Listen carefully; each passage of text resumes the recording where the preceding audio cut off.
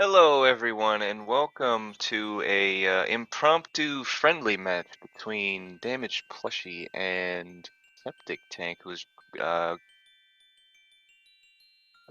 he was able to drop from commentary and fill in for us today. Big thank you to Septic. Not sure what's going on with Chimera. Hopefully she's doing all right. But for now, we will have a friendly match for you today. We'll only have enough time for 2 matches today, and then we'll have some interviews. But the same rules will apply. They're playing start seeds. I assume Septic will pick up Kuhn. That wasn't actually discussed beforehand, but I assume we're going to be playing this like a standard seed would. And yeah, I should be joined by Chai momentarily here. He's counting down our runners. Hello, hello. Oh, But they're still not uh, counted down. Still waiting for ready for from Plushie. So okay, yeah, still she's 2 more. naming up. We should be ready in a moment here. Welcome Speed Gaming 3 for the 74 rating party. We had a bit of a delay here. One of our runners was running late, so we had a fill-in. But this is going to be a standard start tournament. It's just not going to count towards the point score in our bracket.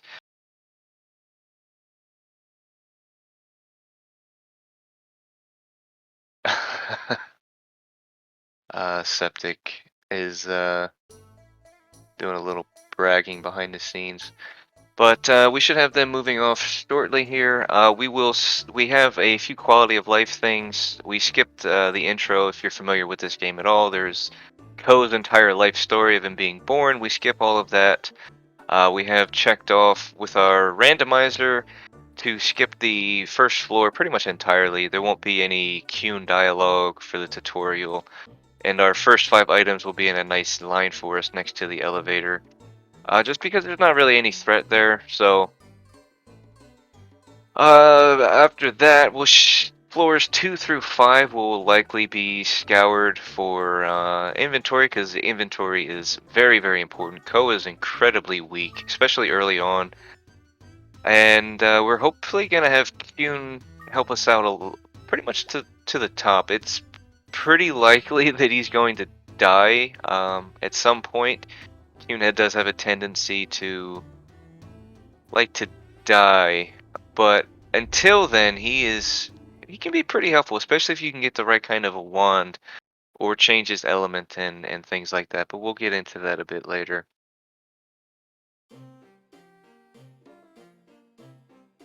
Okay, so we've entered floor 1. We're going to start with a copper sword, a wood shield, a fireball with 5 charges, a palumpa egg, and a medicinal herb. A pretty standard setup for any percent runs or, just a standard vanilla run. But Chai, what do you think we have in store for us today? I know that Plushie and Septic actually did play a few times already. Plushie used to be trained by Septic a bit, but she's definitely completely different person than she was when she was playing Septic last time. Last time I think she lost quite badly to Septic, but this time definitely, it's not going to be so easy. Plushie has already shown in this tournament that she has gained immense knowledge of this game. She knows all the tricks to play this game, quote unquote, correctly to get to the top floor. So, to be honest, I don't know. It can be anyone's game. Both of the runners really like to play a little bit riskier to mostly get better times because, with greater risk comes greater rewards. So they can die anytime, and with that, I can very well see Plushie winning this game. So let's see how it's gonna go. Yeah, as solid of a runner as Septic is, he is currently second place in the any percent leaderboards. The tower can sometimes just throw some things at you that you just can't deal with. Sometimes you just make that one mistake and it's all you take. And like you said, Plushie has improved a lot since the last time we saw these two face off. So anything is possible, even more so than usual between our standard tournament runners.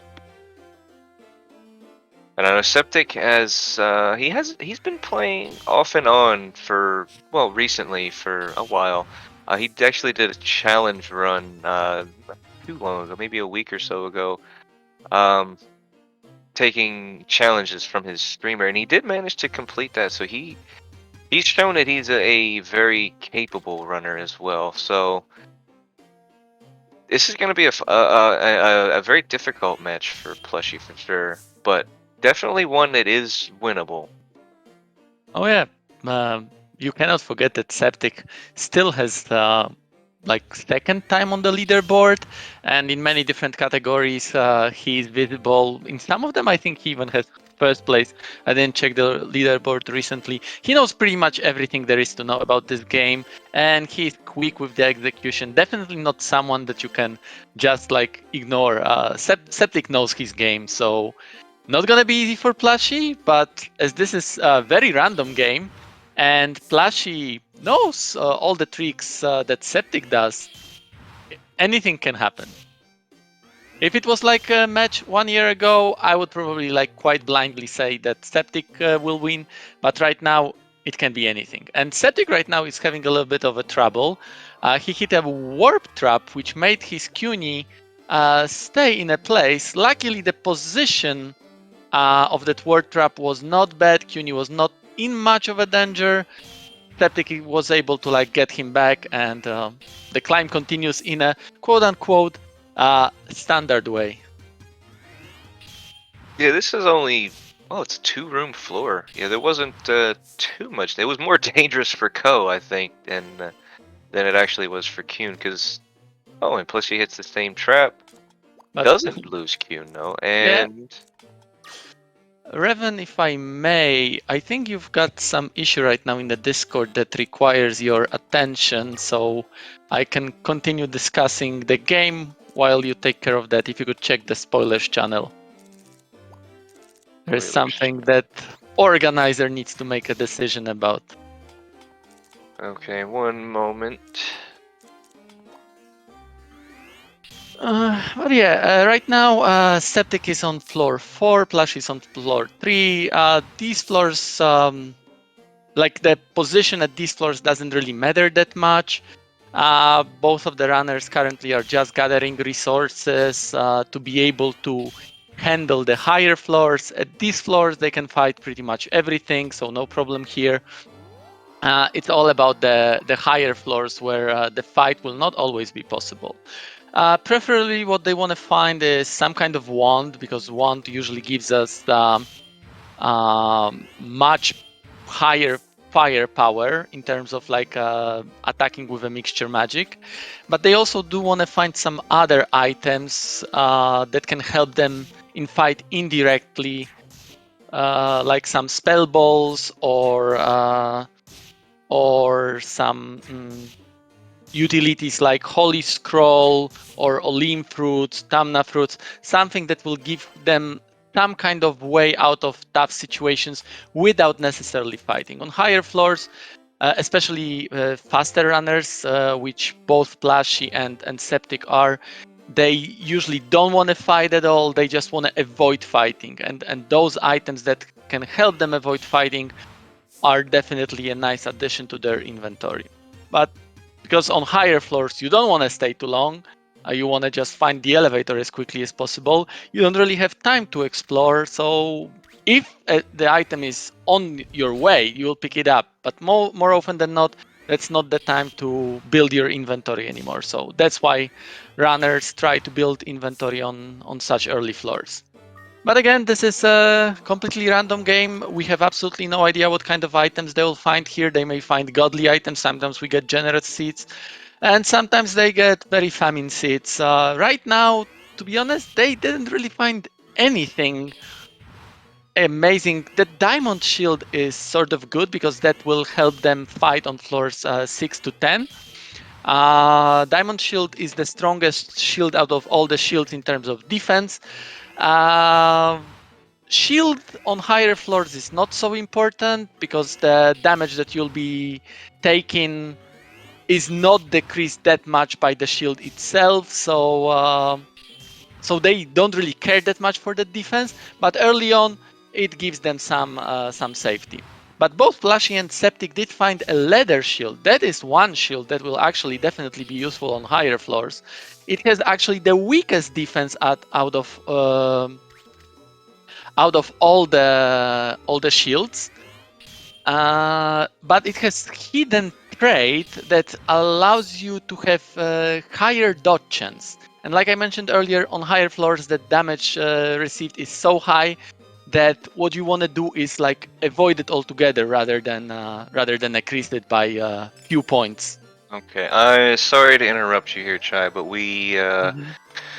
Chimera has shown up, so we're actually going to swap over to Chimera's stream.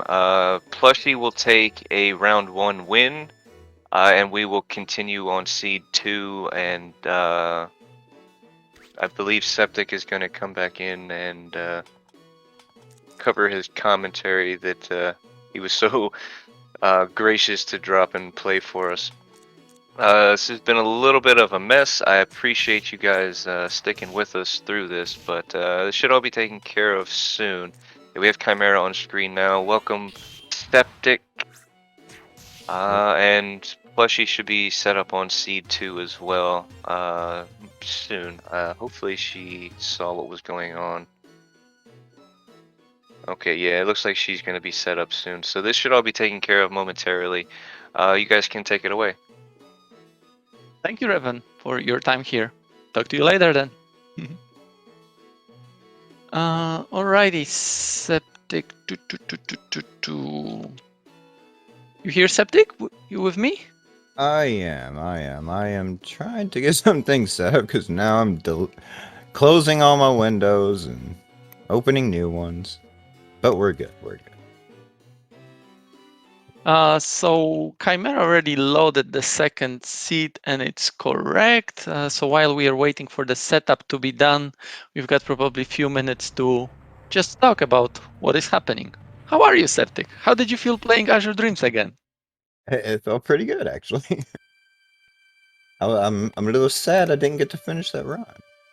Oh, maybe next time. Maybe next time. Yeah, so what's changed? So they're doing seeds 2 and 3. Are we regenerating another seed? Like, what if we have a tie? Oh, so Plushie takes the game one. Oh, okay. Plus he takes game 1. So right now it's 1-0 for Plushie. If she wins the second game, that's a match for her. If Chimera wins, then we will have a decider. But we need to first do the whole setup. Oh, it's already done. I see. Awesome. Okay, that setup was quick. So thank you, whoever did the setup so quickly. And again, sorry for all the confusion. I've just confirmed their seeds. Yep. So you can count them down because setup is also done. Just waiting for them to say ready. Mm-hmm.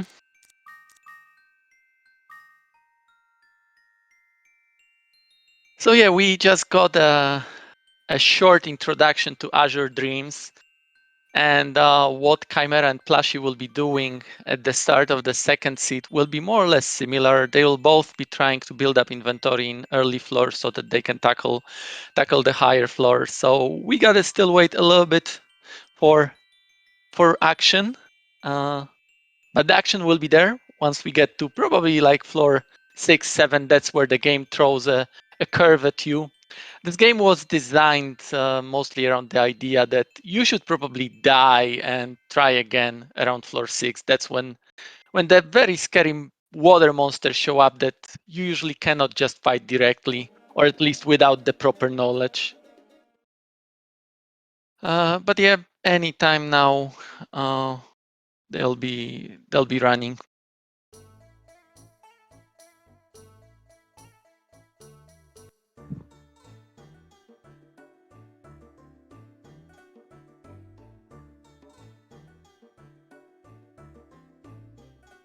Okay, both of the runners are in front of the co-house, so it looks like they'll be ready.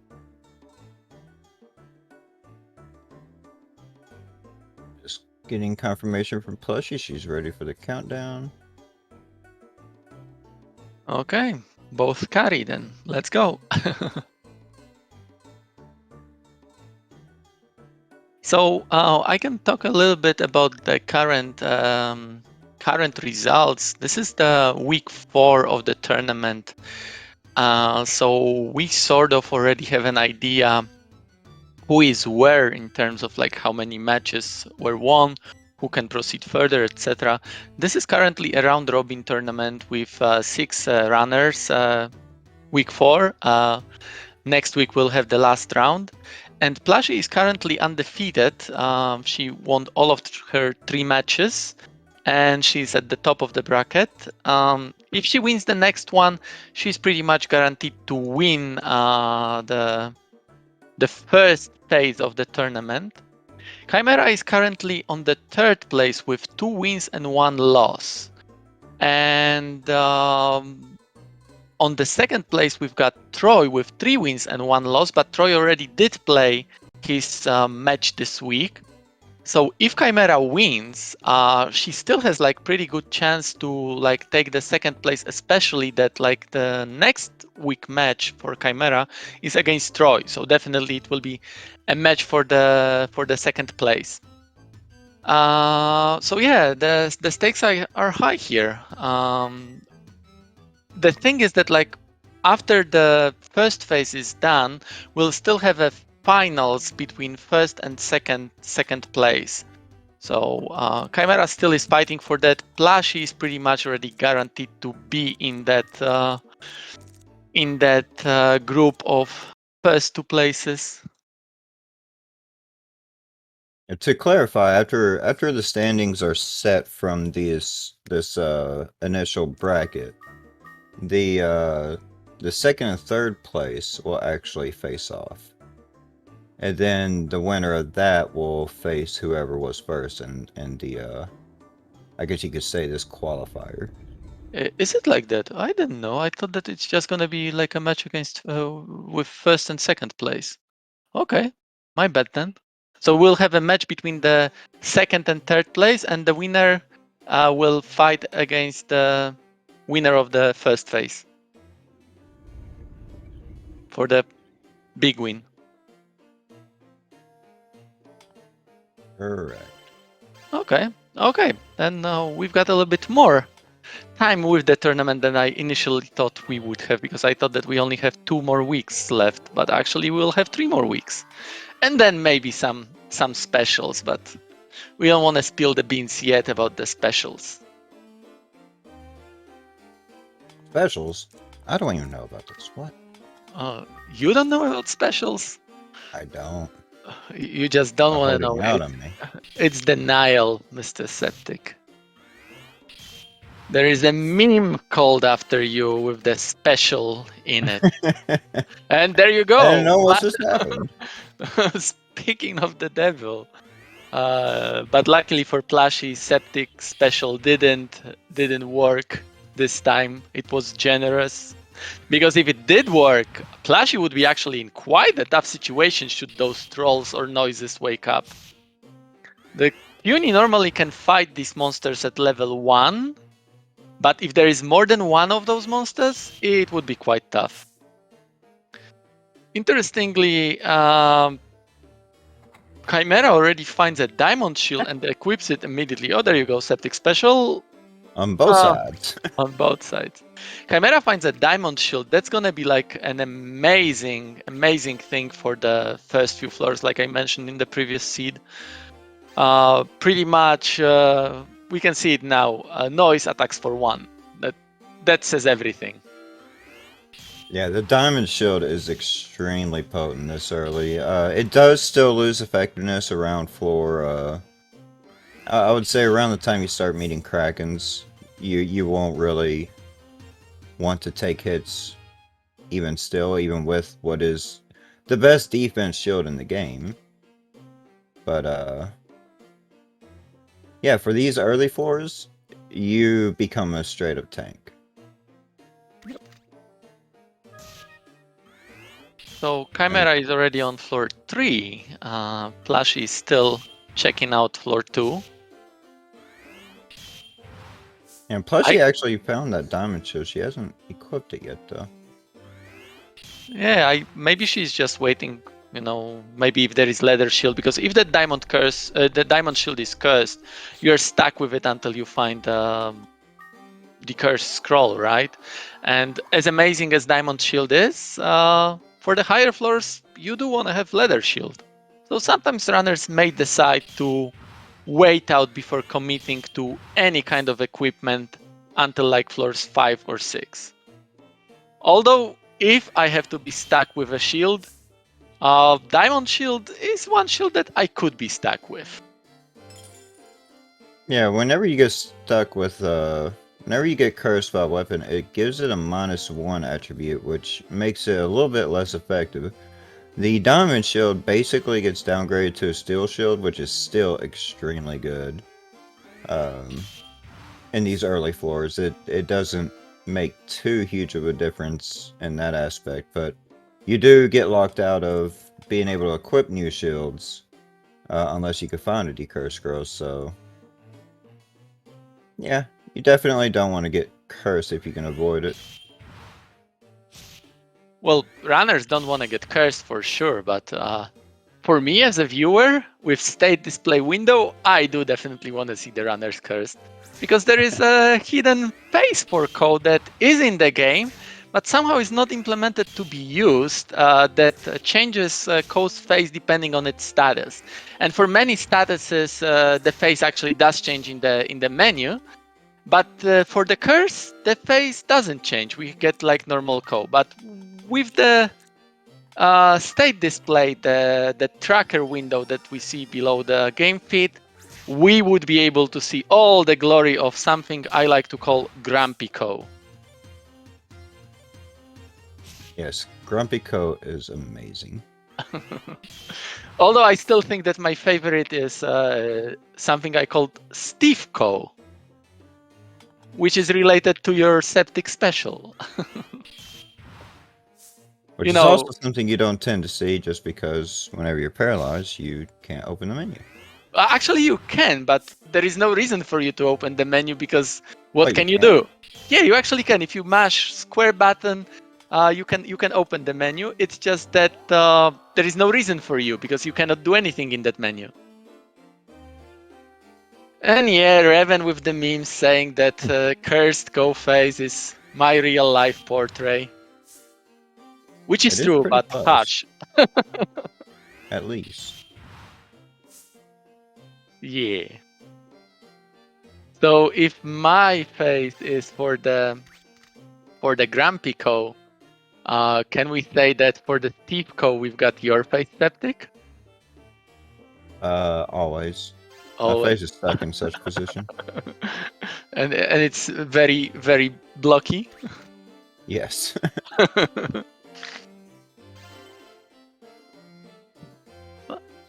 Oh, we got a one-room floor on Chimera side here.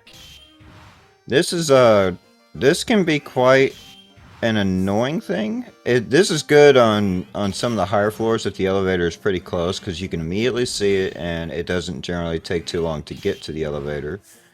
Great for speed in that sense, but in this situation, Chimera can be blasted by flame from all the way across the map at any time.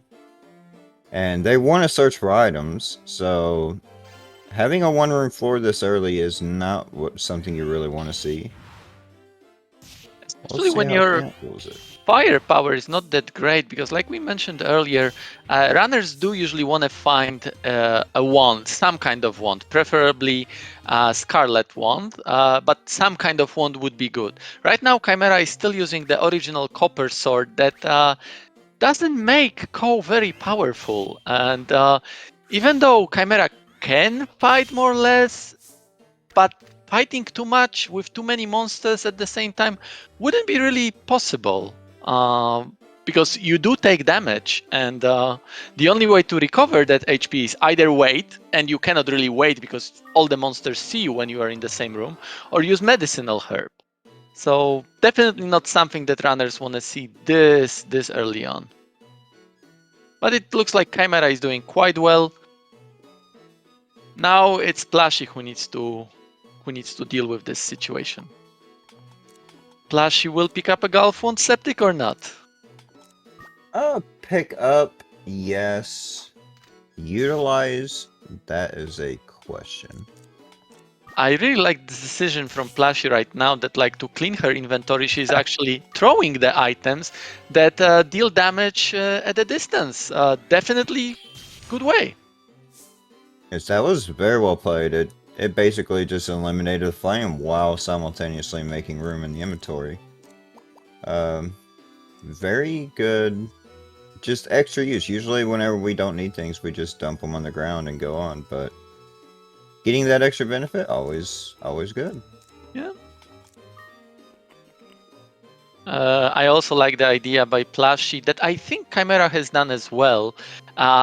Limit fruits. They're probably one of the most underrated items. It's not an amazing item, but if you have to get rid of limit fruit, just eat it. It gives you 96 turns of increased critical chance, and we see that right now happening on Plushie's side. She just crit that balloon twice in a row. We can also see how Ko face changes. Now it's angry Ko. I love that face, actually. That's Yeah. one of my favorites. I think I should call it like more like a smack Ko. He looks very smack in that position. But yeah, Chimera. Oh no, I thought that Chimera got out of floor 5. She's still exploring, while Plushie is fighting because definitely she wants to explore. Again, like the previous seed, I already discussed that they didn't really find anything amazing. Right now I can see that Chimera has a Holy Scroll and Malicious Scroll. Those are definitely good items. But no wand still. And no other spell balls. Well, they do have the golf wand. Oh, did she get rid of the golf wand? She did have it. You gotta remember that Chimera was trained by Shoni, and probably one of the first things that Shoni thought Chimera was wind is bad. No matter what, unconditionally. Well, if there's no wand for the rest of this run, hopefully he'll get back to her and correct that mistake. And I agree with Skiff, what he says in the chat. Golf Wand gives you a wind element. Manoivas are water. This game has a elemental triangle of fire beats wind, wind beats water, water beats fire. And even though Cuny's spell, Mixture Magic, is fire, the fact that you would have Golf Wand actually gives you both fire and wind element in your attack. So even though you would have decreased attack by the fact that you are attacking with fire, something that is water, you would also have a little bit increased damage from the fact that you are using also wind. And it goes the same as with the shield. You definitely don't want to be stuck with a Golf Wand, but Chimera actually did check that Golf Wand, did equip it, so that it was not cursed. And if you know that wand is not cursed, use it whenever you need it. So I definitely agree with Skiff. And right now we see that Chimera is actually stuck with a gold sword. That is interesting decision by Chimera, that actually Chimera did check that sword, because gold sword has lower attack power than the copper sword and doesn't give you any other benefits. There is one hidden one, but that doesn't usually come into play in any percent style. Do you have any idea, Septic, maybe? No, maybe just for the memes, because the gold sword is relatively rare and worth a lot of money in the town. But with the -1, it is 0 attack. It is worse than being unhanded, because while you're unhanded, you actually have better accuracy. So just equipping the gold sword over the copper sword makes it doesn't make a whole lot of sense in this case. Unless, of course, like I said, for the memes. You are running around with gold in your hands. Let's see whether we can switch the audio to Chimera. Yes, we can, because Chimera now actually has a lead. Chimera is on floor 8. Plushie is still fighting with Manoivas on floor 6. And that is already a lead that we should probably take care of. In early floors, the lead can switch quite quickly because, again, it's mostly the floors where you're trying to find an inventory. But starting from around these floors, it's just speed game. I really like the dance with U-boats by Chimera. Very proper dance. As long as she keeps proper movement, which did not just happen. Usually, whenever you keep proper movement, if you keep completely accurate movement the way monsters would move when they're aggroed, then the U-boat will never come out of the ground. It will always be underneath Kuhn. But one wrong step can allow that U-boat a free hit, and they hit hard. Definitely, when I mentioned some of the scary water monster on these floors, U-boat is one of them. They have relatively low HP, but our runners, especially Chimera with the cursed sword, don't really have that much firepower because we do need wand for like to be able to dispose of those U-boats in 2 hits. But with the swords, I think it's gonna be 3 hits, and during those 3 hits, you gotta take 2 hits yourself, or actually 3 hits of damage because again, U-boat has to attack first. So definitely, you don't want to mess with U-boats.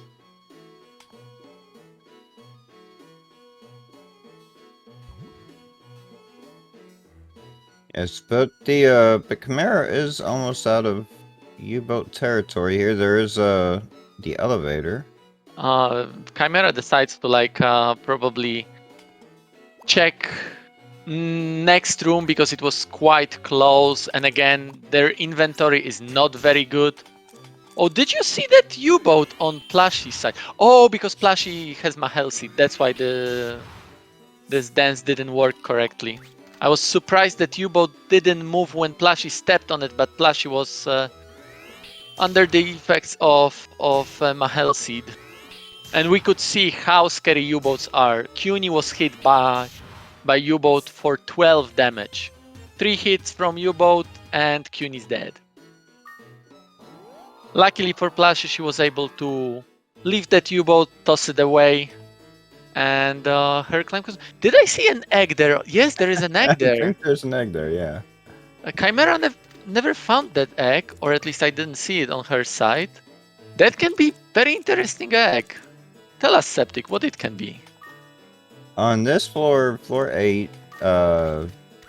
there's several monsters that it wouldn't really be much benefit to have, but there are 2 ones to definitely note, and those are U-boat itself or Clown.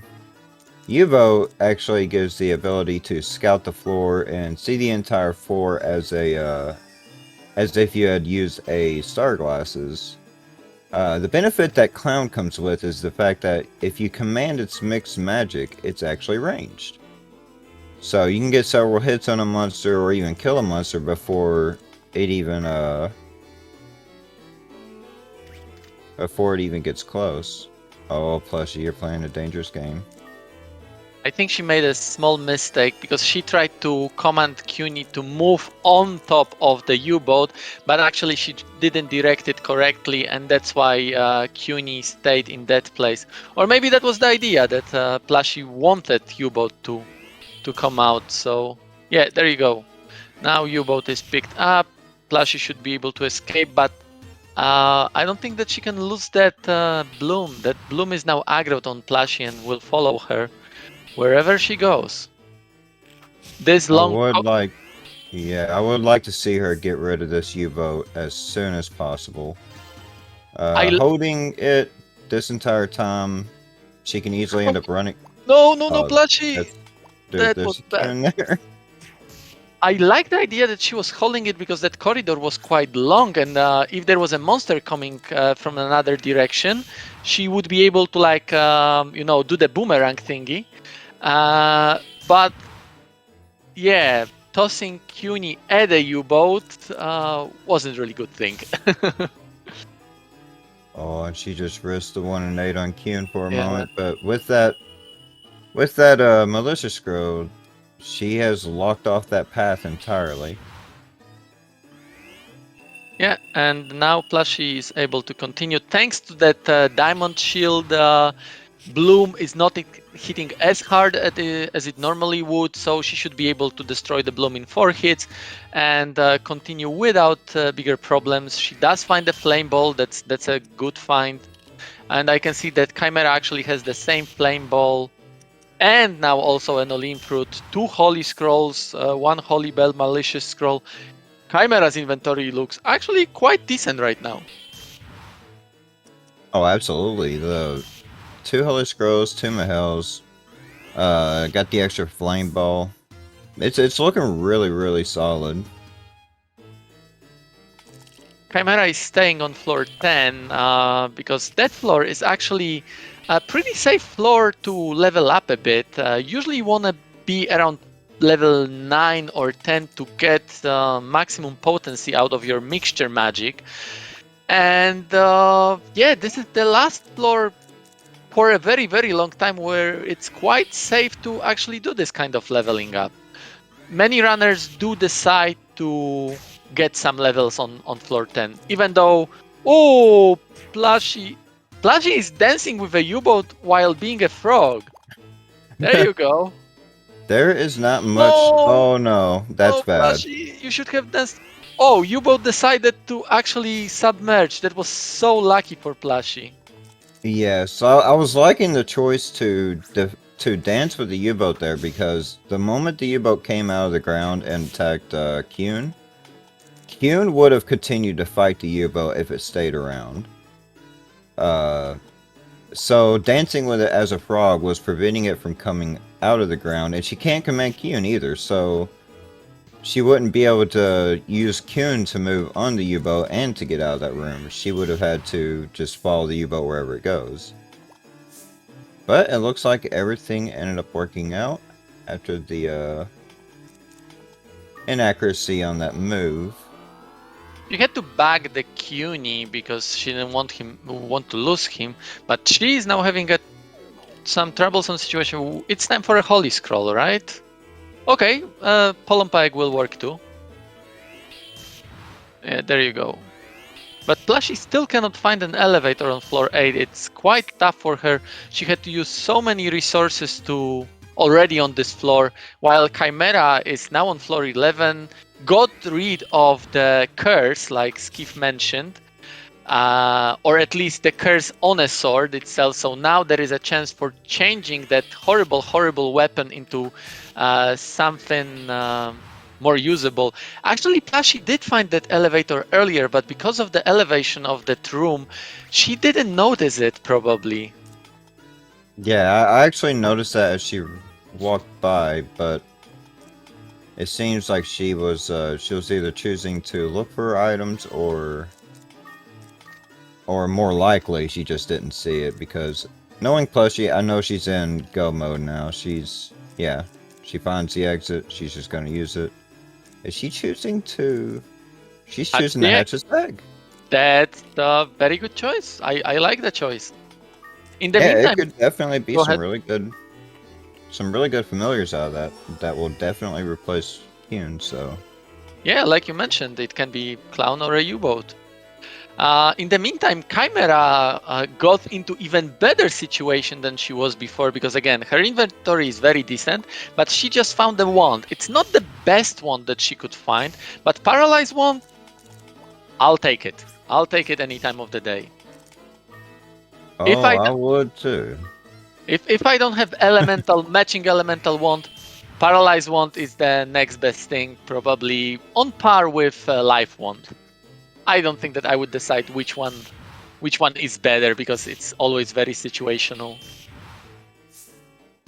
I If feel you like the life wand does lose some of its potency in the higher floors. Like, no matter how hard you're hitting, preventing the enemy from attacking is just simply better. Yeah, agreed. Because again, the life recovery that you will get from it is still not enough to actually make that much of a difference. Of course, there will be situations where it will matter, but more often than not, it probably will not. Plushie found the same pillar ball that Chimera found, and also now finds a paralyzed wand.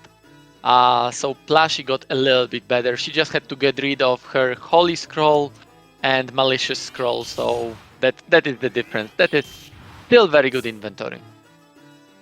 Yes, and I love this decision to use the trap loop. There's always the possibility you could find a go-up trap and just skip on by a floor. And I don't like much seeing, though, however, that she still has a treasure loop.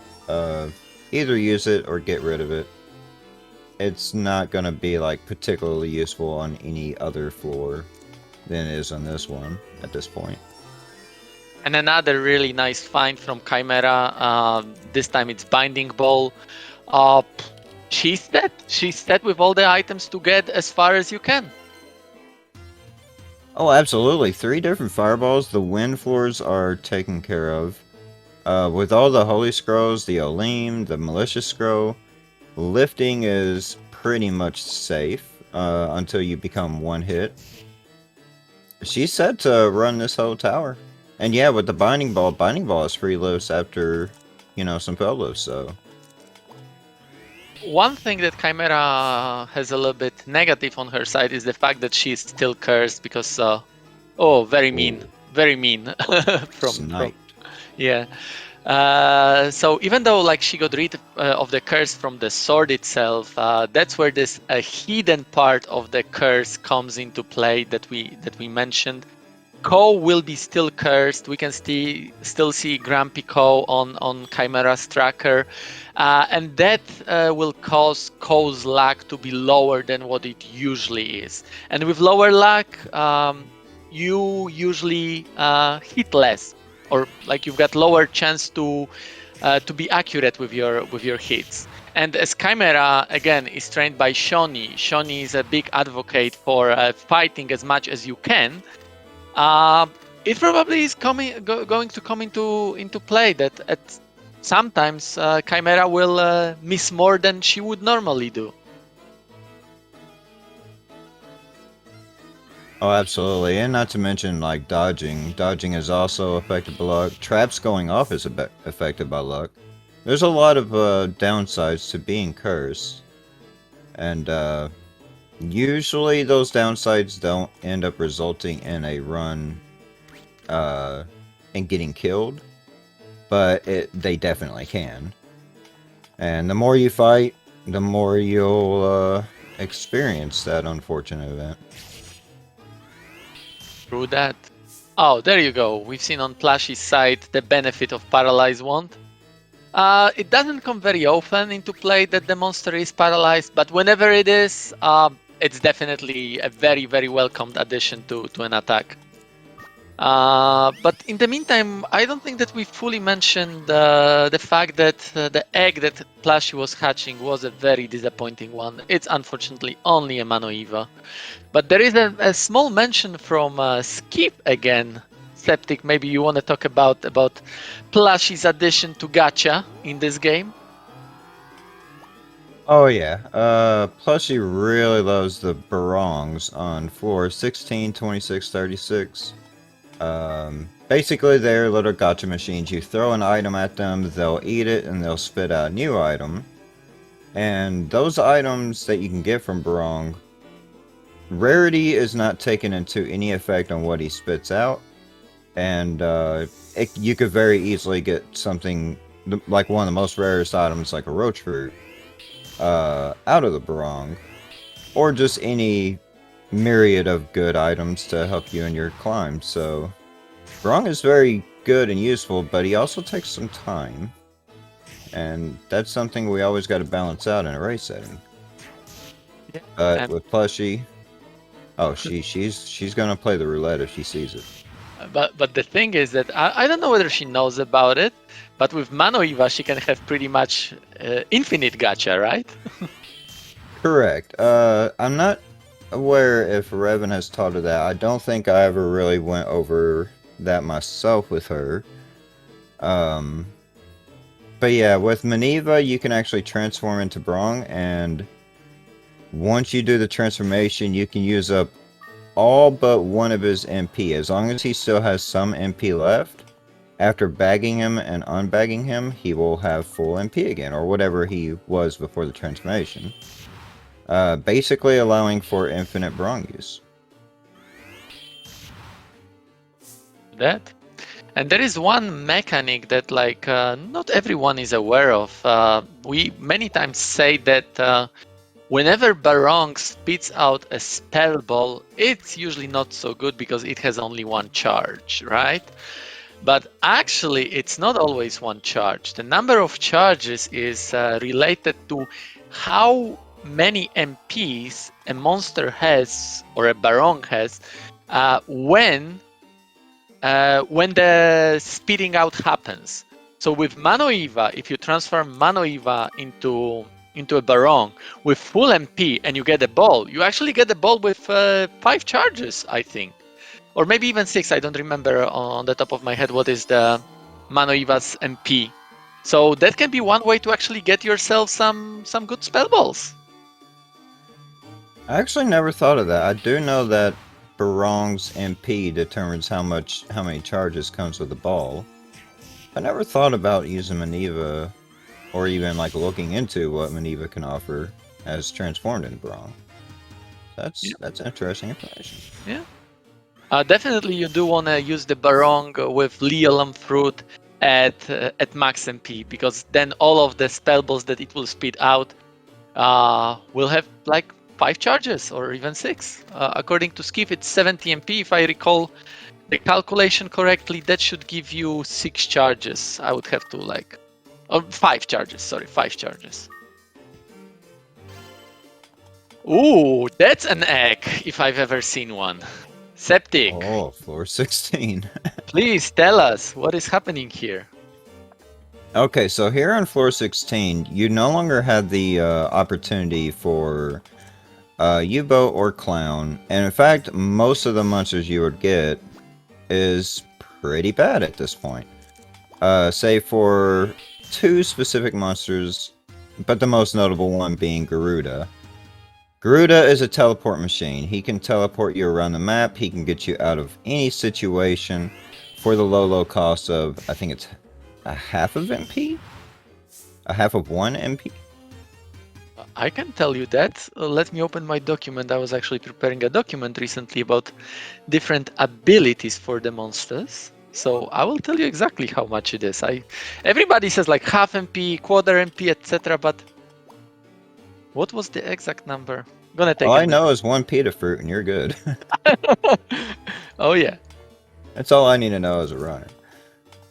But No, the you other gotta be precise. Nah. Yeah.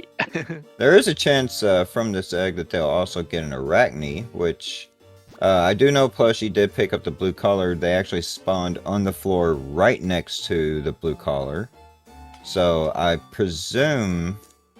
presume Chimera also has it. If this is Arachne, it could be used in fusion for double attack power. Which is a very good trait, although it doesn't scale properly while in the tower. There are ways of curing the issue.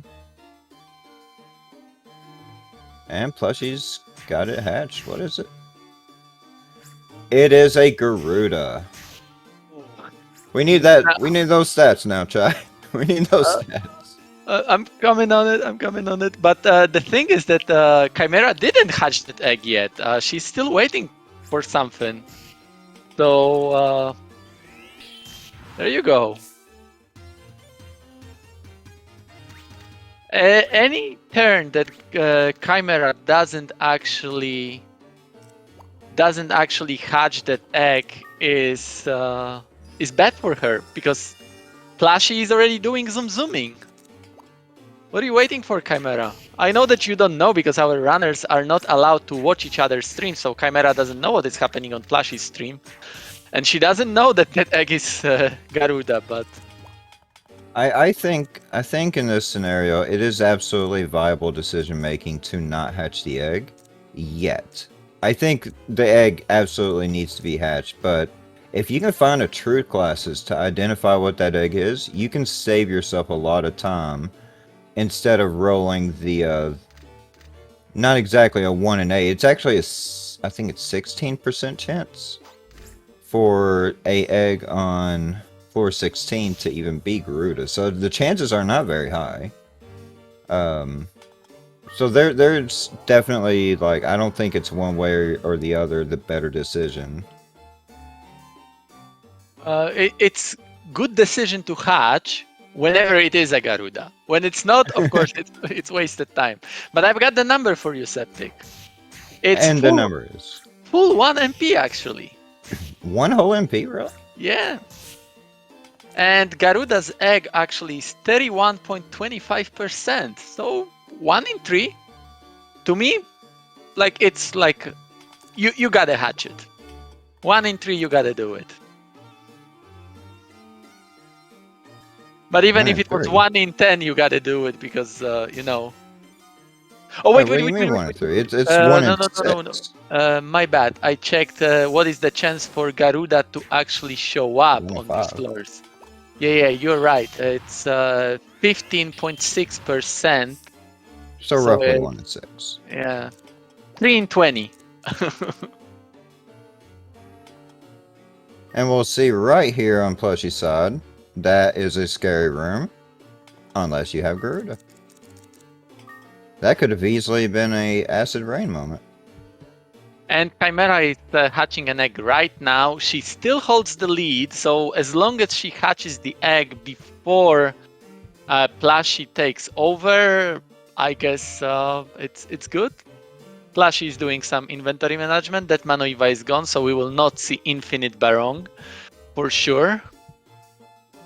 She's already on floor 17, so she'd have to wait until floor 26 to do as such, and she also knows there's a Garuda on the field.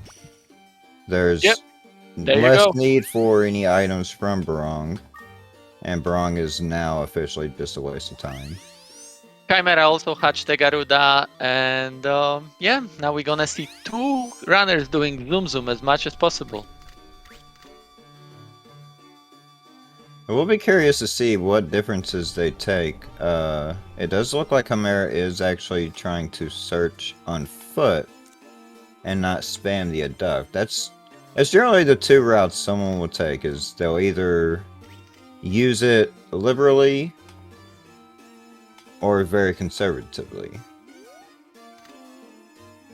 I'm mixed because, you know, if you want to be really quick, if you can be quick with your inputs, just zoom until you're elevator and you've got good luck, that's definitely faster strategy than walking around. But again, it's all RNG, so unfortunately we don't control RNG as much as we would love to. So there is probably no right answer here. But yeah, both of the runners are on floor 18 and doing zooming.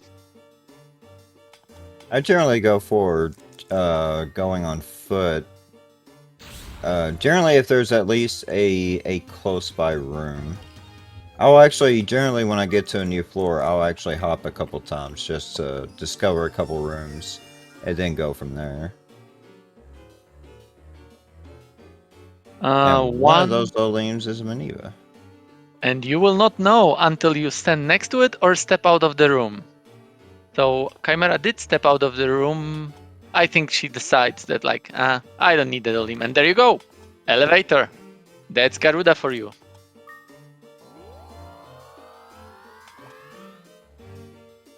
Chimera's inventory is amazing. And the fact is that she doesn't need it. She doesn't need probably any of it. But it's always good to have it. Just in case you do gotta fight something. It's probably better to have that safety Because even though like having a Garuda is quite safe, there can still be things that can happen. Then there can be some misinput, there can be a trap, there can be so many things, situations in which that Garuda will die, and then you have to like go back to doing the game naturally. And if you were skipping pretty much on fighting for X many floors, oh, Chimera, be careful, you still can do missteps. Yeah, if you were like omitting the fighting, you are definitely under leveled, so you do need to have that inventory just in case. And also there are situations where Garuda will take you to the elevator, like to the elevator room, or you will know where that room is, and there is something in your way. In such case, usually it is just faster to actually deal with the monster rather than being safe and going away with abduct. So abduct is definitely a good safety strategy, but you do want to have backups. Oh, there you go. 3 Olims. Plushie, pick them all up. And she has finally, after some rough situations, finally found the elevator herself. Both of our runners are on 19. This is a really close race. Oh yeah, definitely. We've got 21 minutes left in this round. There is plenty of time to finish the tower, with the Garuda especially. But yeah, the fact that they're still even at this point in time, that's amazing.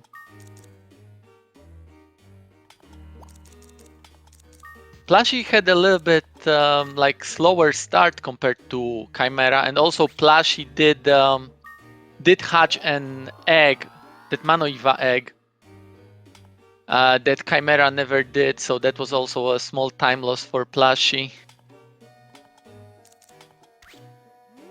Oh, that Arachne. Yeah, there you go. That Arachne means nothing when you've got Garuda. And there you go. And an Plushie elevator. goes to Viper Town. In the meantime, Chimera is already on floor 21.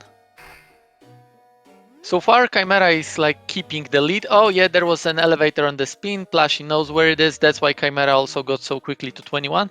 And they're both again on the same floor. It really comes down right now a lot to RNG. Like whoever will be blessed with a little bit better RNG probably will win the game. Take this. Yeah, there you go. Star glasses. You do want to like still pick up some items, especially those items that tell you where the elevator is. And Chimera finds an elevator to 22 first. She keeps her lead, but Plushie is right behind, almost high-fiving.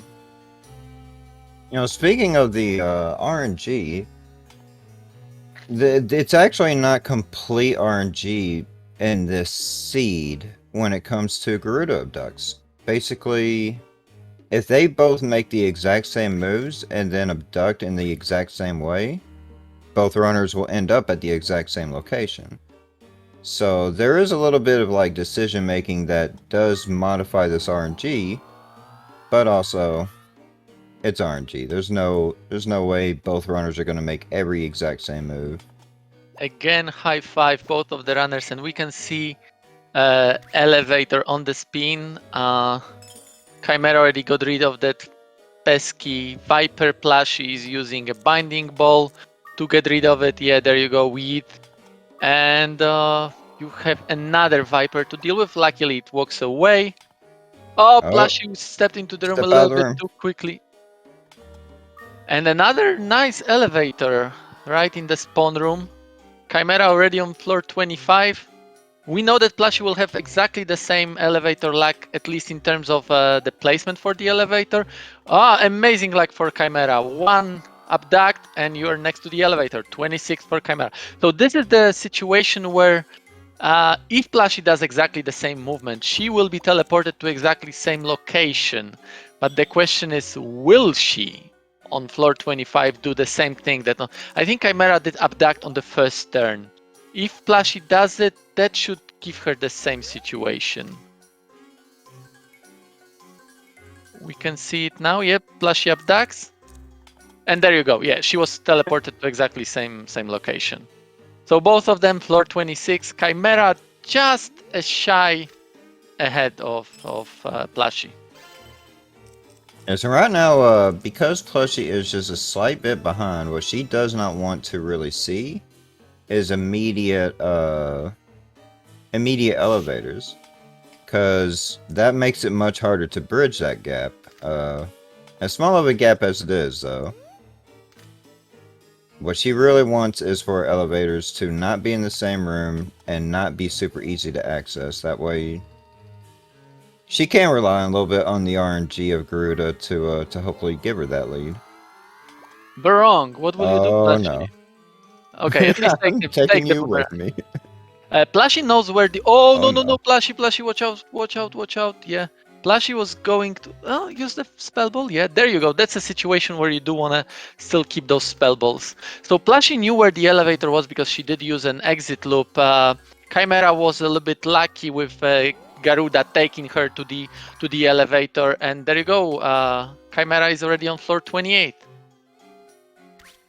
Plushie one floor behind. I didn't really see that floor 27. Was it because of the Garuda, or did Chimera really just quickly found it? I unfortunately didn't see. Once that zoo happened, it was Yeah, eyes glued. Take care of the exactly. situation. That is a situation for sure. And yep, Plushie finds the elevator to 28 as well. Will that snowman keep sleeping? Yeah, there you go. Snowman keeps sleeping. And Plushie is on 28. Chimera finds an elevator to 29. We're still so close.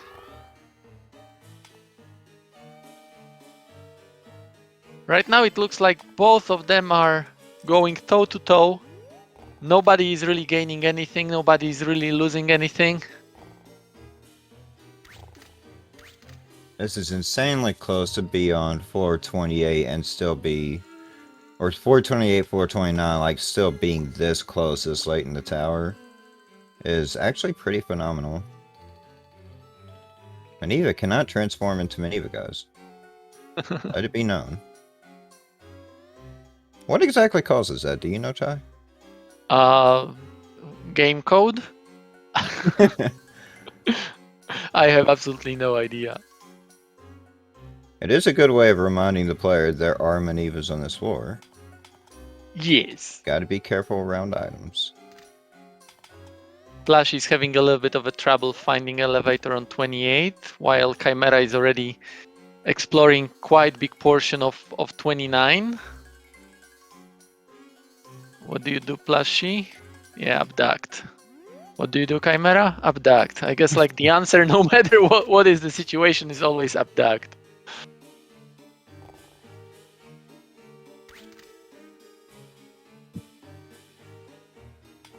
It Yeah. time is catching up to them. They still have 14 minutes, but they got to go up 11, 12 floors here. So actually 40 within the hour. There you go. Chimera finds an elevator, but also finds a pesky Manoiva. There are ways to deal with it, so many different ways. That's where the inventory comes into play. There you go, binding ball, and we're gonna go to the next floor. Floor 30 for Chimera, while Plushie is getting to floor 29. Chimera did spend some time on 29 to find it, to find the elevator, while Plushie spent lots of time on 28. So let's see how 29 will look for Plushie. She does need to find it relatively quickly to stay in the game. Chimera uses exit loop on 30 to know where the elevator is, so that should be fairly easy floor to deal with. Like you mentioned, Septic, Plushie actually does like to explore a bit with the floor before going to just using abduct. Another star glasses, those things, as amazing as they are, right now, like you, Septic, mentioned, are actually not beneficial for Plushie because the easier it is for both of them to find an elevator, the harder it is to take the lead. Yeah, bridging And the gap is so hard when your opponent's landing on the next elevator from the previous elevator, or in a single Garuda abduct, things like that, like can just make it very hard. Even if both players play the exact same way, the person in front will obviously stay in front. Unless And- one just simply is doing things way faster, which... And there you go, Beldo hype. Plushie finally finds that elevator. She doesn't know yet that that coin is actually a Manoiva. I think she knows because she was trying to step on that tile and she cannot. So what will she do right now? Will she use just the binding ball or will she use... Okay, Holy Bell. Holy Bell works on that Manoiva? Yes, Yeah. it does. Yeah, I thought that like you can still take the hit, but yeah, Chimera is already on floor 32 now. That's a lead that Plushie definitely has to worry about. Uh, Chimera has another exit loop, so that floor should be quite easy, especially that the elevator is really close to the position. There you go. That's the elevator. Chimera on floor 33, 3 floors read. That's not gonna be good for Plushie. Yes, right now what Plushie needs to start to realize is her inventory is still pretty stacked. She still has 2 acid rains. She actually white sanded it early in the run. And her pillar is pretty well stocked. Her binding has only been used a couple times. She's definitely got the inventory to remove obstacles. She just needs to start moving way quicker, and she can actually just straight up ignore items at this point. Yep. We could see that Chimera was actually still playing with her inventory. That inventory is just amazing. So many good items, and she was still doing some kind of item management. Again, that is maybe a time waste, but sometimes you want to be safe rather than sorry. And right now, Plushie is in a situation. She found a blind trap for herself. That's very, very scary. Plushie is using Holy Beam to Holy Scroll to not Holy Bell, sorry, to not lose the Garuda. She finds an egg. Oh, and lucky go up trap from Chimera. Floor 35, only 5 floors left. While Plushie is still on 31. It looks like it's gonna be really, really tough for Plushie to gain back those floors. She just found a floor elevator to floor 32, but that might not be enough.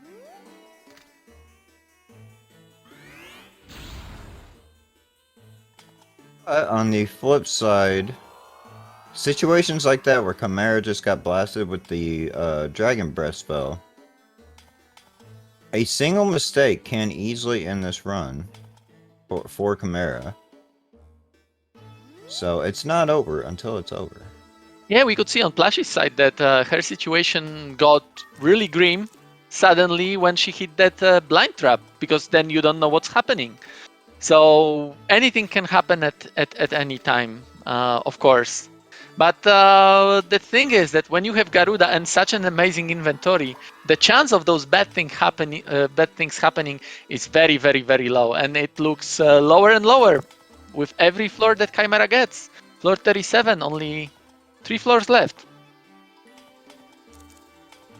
And Plushie finds the elevator to 33. But that is 4 floors lead. Okay, we saw the elevator on the spin, so it should be fairly simple. Just aim it and get to that elevator. It looks like Plushie wants to save. Oh, luckily Worked out. that is definitely better solution. But In that's hindsight. RNG for you.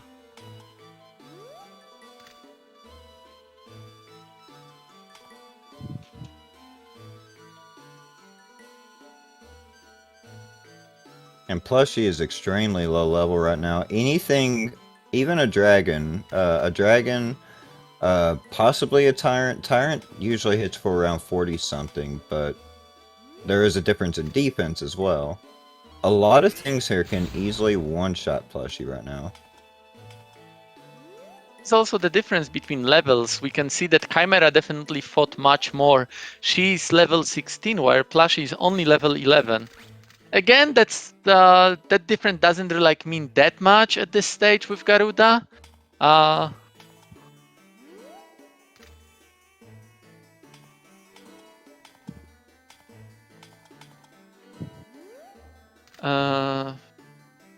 Sorry, I lost my thought process. I I was suddenly asked something and my brain switched to different location.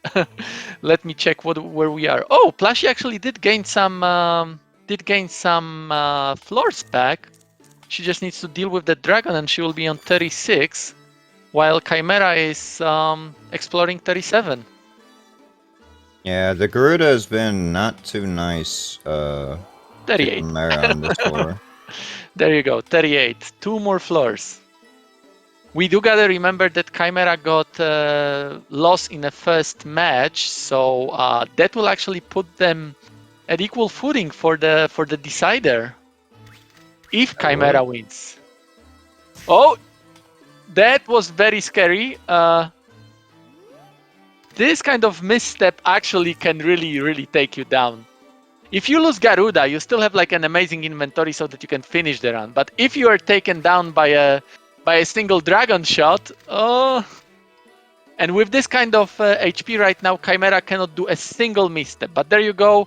That's the elevator. Yeah, I really like the idea that Chimera is checking for traps right now, because a single trap, if it's a bomb trap, it can actually take Chimera down.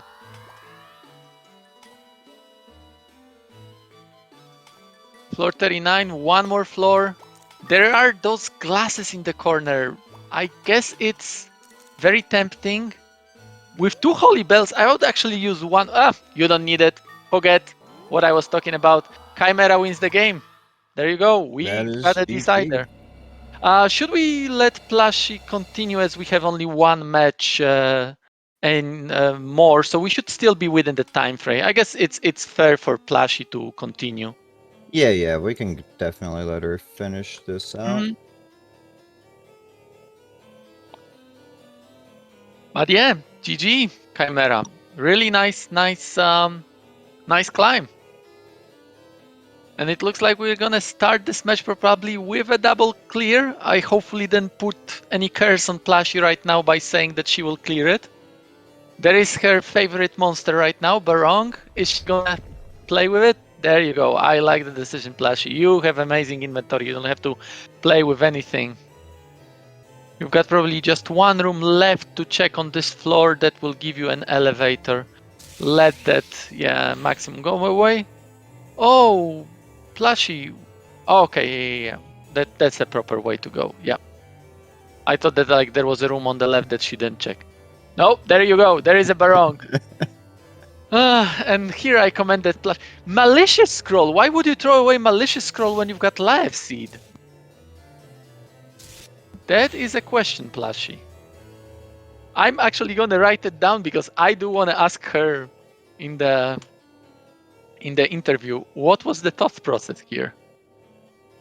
In all fairness, my mind went to the familiar bell, forgetting that forgetting that she has a Garuda with her. I'm just too used to familiar bells kind of being useless in most of my runs.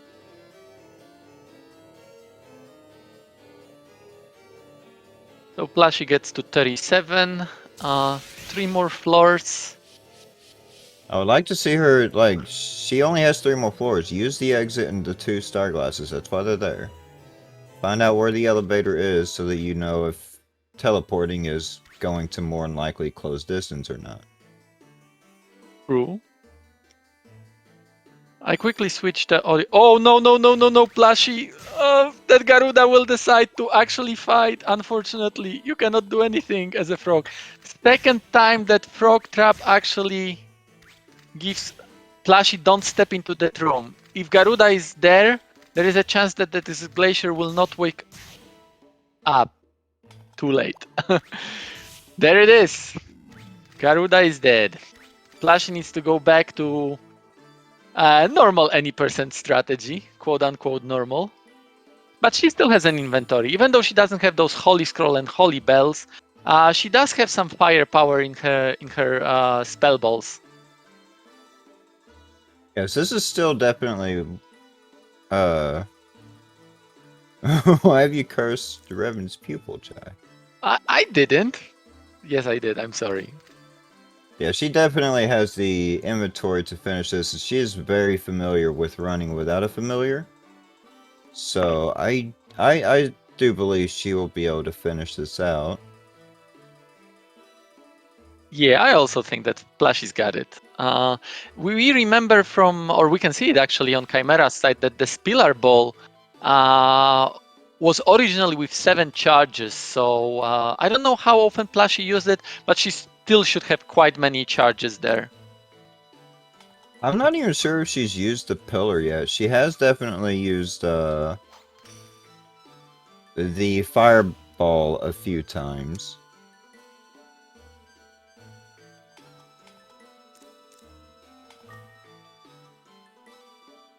I do think this is her first use of it.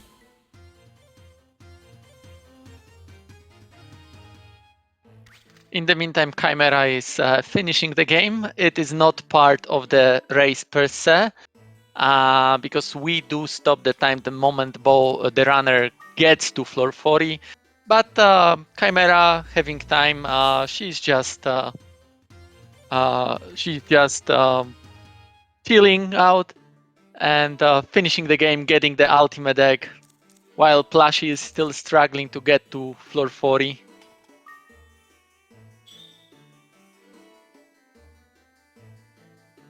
Yeah, so right here she wants to go ahead and deal with this golem, and then let those other 2 monsters pass, and then she should be able to head down that way to where the elevator is. Let's see if she decides to do that, or nope, she's letting them follow her. This is how bad situations can be created. You have 2 monsters following you, you cannot allow anything to get in your way. Otherwise, you run into some bad issues. But it looks like they decide to take a different route. Plushie already explored quite a big portion of that floor, but elevator is still nowhere to be found. It probably will be in this room on the left side. Plushie just needs to deal with Glacier. Glacier is the only annoying, like not only, but like one of the annoying monster on this floor that she will have trouble dealing with, because she doesn't. It's water. She mostly have damaging fire spells, so of course that Glacier will be taking less damage. Plushie decides to go to this room, and that's a proper decision. She gets to the elevator. There you go. Floor Yeah, she did 38 for actually have Plushie. the exit loop for that room. So she knew where the elevator was, just that Glacier was in the way. Okay, she has 2 star glasses. That's an amazing item right now. She will know exactly where the elevator is for both of these floors. There you go. She finds it easily. There is a sleeping Glacier. Will she decide to go for that elevator? The Glacier wakes up. Okay, Glacier Kicks being her out of the Glacier. room. Oh, Yeah, apparently, 2 high slope stops the Glacier launch. yeah. But Glacier unfortunately follows her. It's not aggroed, but it will follow her. So Plushie needs to first deal with it before she can finish the tower, or just walk around it. Glacier decides to go to the different exit, so Plushie will go back to her original plan to getting to the elevator using this room. There you go, 39. One more floor, Plushie. And we'll have the double 40. You see, Revan, I didn't curse Plushie. Or did I curse her right now by saying that I didn't curse her? I We really shall like the see. Stay tuned. idea that Plushie first left the room. Now she knows where the elevator is. Unfortunately, she needs to go back to that room to get to the elevator quickly due to the floor layout. Glacier doesn't wake up, and Plushie is going in the direction of the elevator. Will there be any struggles for her? There is a struggle of a maximum. She can deal with that maximum. She has 2 acid rains. I would like to see her use it, even if it's on a single monster. She has that resource. It's Yeah. so close to the end. There's no reason not to. And there you go. Use One it last now. dragon. Acid rain. Yes. Yeah. And Plushie gets 240. We've got a double clear. But GG. still, Chimera actually wins this round. Let me give her a pita fruit so that we've got an even score right now. And we will have a round 3. Before the round 3, I need to take like 1-2 minutes break. Septic, if you can take over. Sorry that I'm putting you in this position while you're counting down the runners, I presume. Yeah, no worries, man. But I'll be back in a second. Yeah, so I just notified the runners. They're resetting for seed 3. We have a 1-for-1, so this round shall take the determine the winner of this match. And that was a really interesting fun run with Garuda. So chat, do y'all like seeing Garuda? Is it entertaining? Or would y'all rather see a bit of more struggle item management? I guess there's plenty of item management regardless, isn't there? 5136, we have our seed on Chimera's side.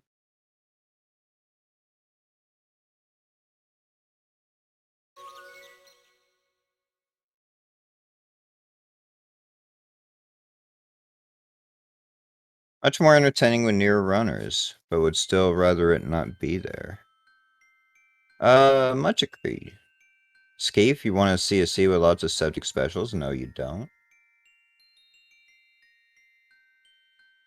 136.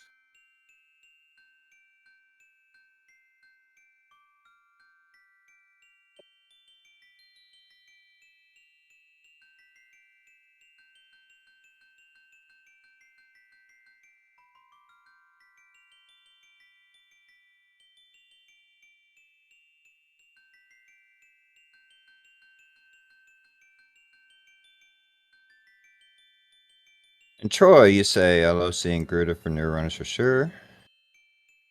I just want to see them balloon all the way up. You're unfortunately not going to be so lucky in this tournament. And I'm back. I can see that there is a talk about another way in which you can sort of cheese the tower. Definitely easier cheese than Garuda. And again, with Shoni being trainer for Chimera, who knows? Maybe he taught her that strategy. I think Shoni was the first one who actually used it in New Game Plus category. Are you talking to the balloon stride or Garuda? A balloon strategy. Can you even find a balloon in first tower entry? Yes, you can, because the yeah, definitely. first egg that you can find is actually on floor 5, and runners rarely find it on floor 5, but that has 25% chance for being balloon. But also on floor 6 to 10, you can find a balloon as well. So yes, you can find it. Yeah, Revan, but you just gotta find 38 Mazar seeds, or like if we are talking about floor 5, then I don't know, 36 Mazar seeds, and then you can get to floor 40. That's simple, right, Septic? Absolutely. Yeah, like it happens to me all the time whenever I play this game. You see, Revan, that's the trick. You need to play that game. When you don't play it, such things don't happen for you. But I see, Septic, that you already counted down our runners, so they should be starting anytime. Yes, we should see them take off here within just a couple seconds, I think. If I am calculating the difference in delay. And I'm not. But anytime now, for sure. Anytime. Just in a moment. Just a second still. They're almost there. But yeah, definitely after like seeing that first round, or actually like round 2 technically. I'm definitely hyped for the decider. It's gonna be a tough match for both of them. Both of the runners showed amazing skills. They know what they're doing. That's not a surprise that they already won so many matches in this tournament. So let's hope for another double 40. Oh yeah, I'm hoping, and these two runners are very well capable. They've already shown it. Was Garuda the decider of that? I definitely don't think so. These two definitely have shown plenty of knowledge when it comes to the game.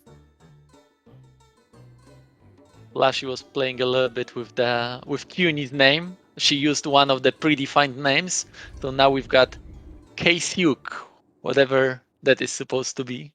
Keisuke. Keisuke. I guess it's supposed to be some kind of cute name. I have no Chimera. idea. Chimera doesn't decide to change CUNY's name. That's few seconds time save.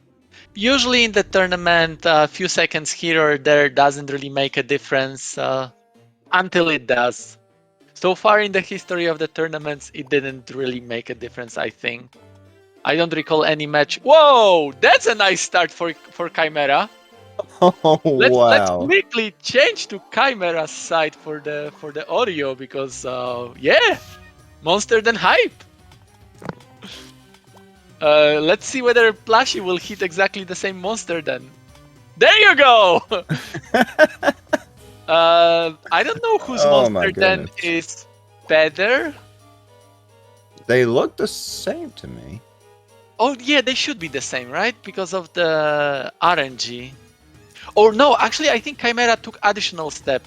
Chimera decides to use Iron Sword and it's unfortunately cursed. So again, she starts with a cursed Palumpa egg from the get-go.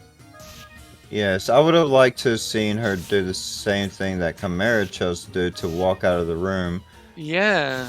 That The Palumpa, will even though die. Palumpa isn't much, there's 3 Palumpas surrounding Plushie now, and 1 beating on Kyun.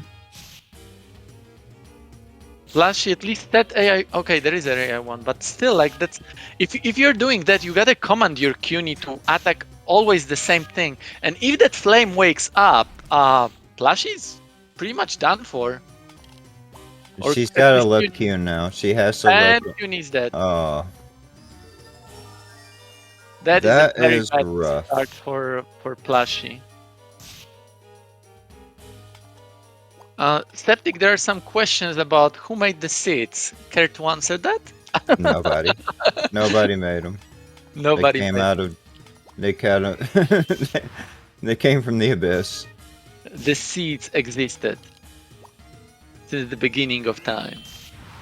But there you go, people. If you ever wanted to have hype for match number 3, I think starting with a monster then after the first turn, that's pretty good hype. And Chimera actually dealt with that monster then really, really nicely with CUNY still being alive. I like it, and that's a life wand that Chimera cannot use because she's cursed. And Plushie doesn't really have any benefit for that life wand right now because her CUNY is dead. Plushie's situation is going to be quite tough right now. I guess this early on, you definitely don't want to lose CUNY. Yes, this is basically already turned into an 80% run. Kyun dying in that very first room. Glitch entry strats usually leads you in the same exact predicament, so... I do know that Plushie has always been interested in doing 80%. Now she gets to do it live. For everyone.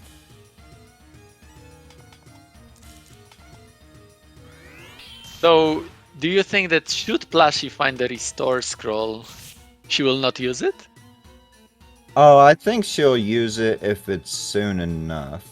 If she finds one of the next couple floors, I think she'll go ahead and use it for the sake of the match. But does she want to use it deep down? Probably not. And the later this run goes without the restore scroll, the less effective Kyun will even be. So, at some point, you just gotta see it as just not worth doing at all.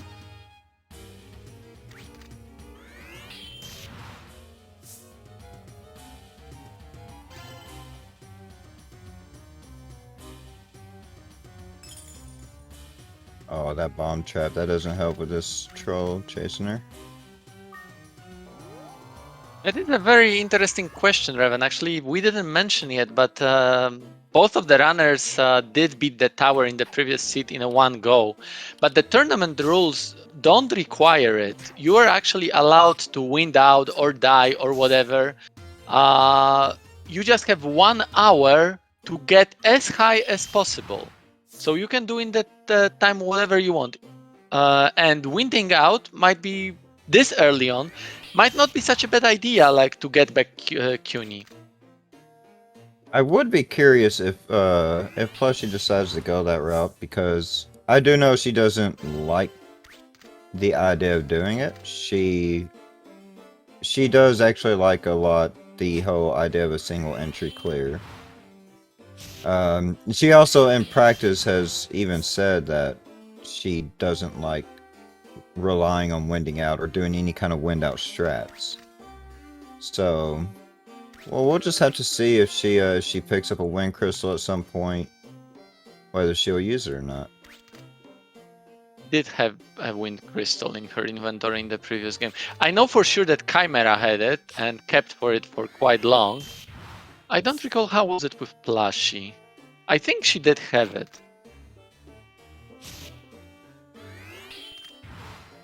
In this tournament, I think she maybe did it once that she winded out, but that was quite tough seed. I think it was against Lady Deme.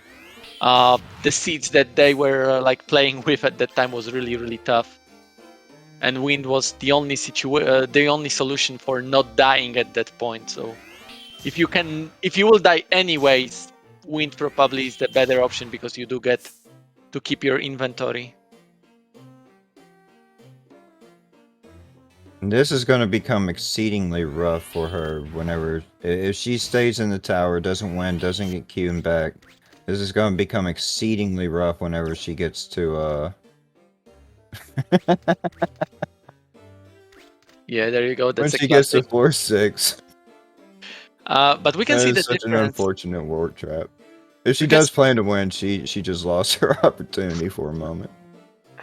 we can see the difference immediately that like when you've got when you play without CUNY, Plushie suddenly became much faster. With CUNY, you fight, you think about CUNY, you worry about CUNY. But right now, Plushie has to worry only about Co. And fighting is many times not an option. So there you go. You just go as quickly as you can. Yeah, so the removal of Kyun is, for the most part, even these cyclones, like, so early in the tower, floor 4 here, even they are not wise to fight. You would have to actually get some pretty stellar equipment to fight them head on. With what she has right now, a stream wand, definitely not gonna provide that for her. Level 4 and a stream mount, I would actually take it. I would take that fight. I wouldn't mind. Like, I think using an Olim was a little bit overkill. If anything, for that situation, I would probably have used a fireball because that would be one hit kill, one charge to get rid of flame. But if she has to fight, for example, a U-boat or a bloom in the next floors, one charge will not be enough. So probably I would have kept that Olim. She just gunned the next couple of elevators, which, what I'm thinking here is she might actually be seeing how the tower treats her and then winding if necessary. She does have a wind crystal, so I don't hate the decision, but also if she decides to start dumping items like charges from her balls, that's those are items that she will be losing out on for the re-entry, so okay. I think Plushie, it's time to wind out. There you go. yeah. Yeah. And that wind out, even though she loses some floors, is actually not such a bad thing per se, because Chimera is still only on floor 4. She was actually in a little bit tough situation there right now. She also hit a warp trap and was teleported away from CUNY. But the thing is, Plushie starts with a stream wand that is extremely good for the early floors and later on as well. She has 2 spell balls. I would say that Plushie is in quite good situation with that. She just needs to gain back few of those floors. Oh, definitely. It's to bridge this gap is it's obviously going to be a little bit of an uphill climb. At the moment, uh, Chimera's inventory is better, but depending on what happens here, she can easily end up having a better inventory just because of a better tower. True. One thing that Chimera has is the same thing as we discussed in the last seed. Chimera is again cursed, and cursed with Iron Sword. That is definitely better than a Gold Sword, but only just a little bit better. I'm sure that Chimera would prefer to use the Stream Wound or Life Wound that she has in the inventory. And might be so. I don't know what's the thought process here for Chimera, because I don't know her playstyle that well yet. But she might actually decide to wind out just to get rid of the curse, because again, going to higher floors if you want to fight with a sword is probably not gonna work. So let's see what Chimera is doing. And she does have the Stream Wand and a Life Wand, so yeah, winding out and bringing one of those back in, the Fire, the Binding, the two Oleams. That's probably the route I would go. Yeah. And the thing is that the later Chimera decides to wind out, the better for Plushie and the worse for Chimera. I'm not saying that Chimera will decide to wind out. It's just that, like, if you do want to wind out to get rid of the curse, probably now is the time for it.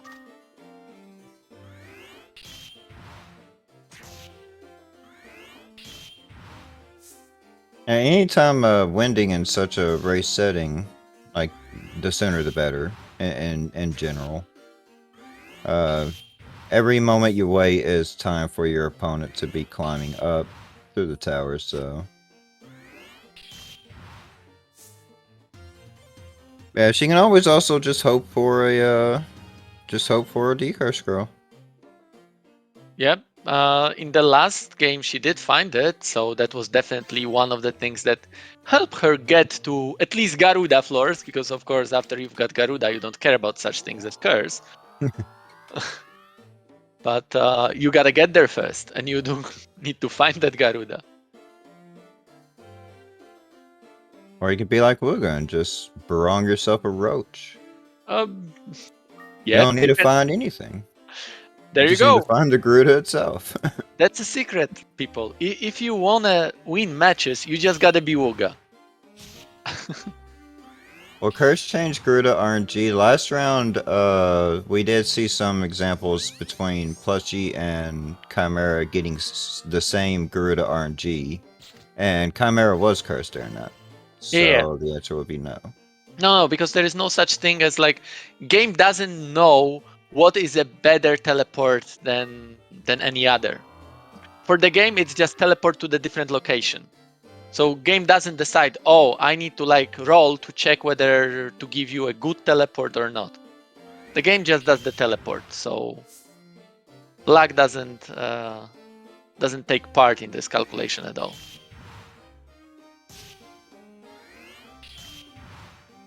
Plushie is back in, has made to floor 3.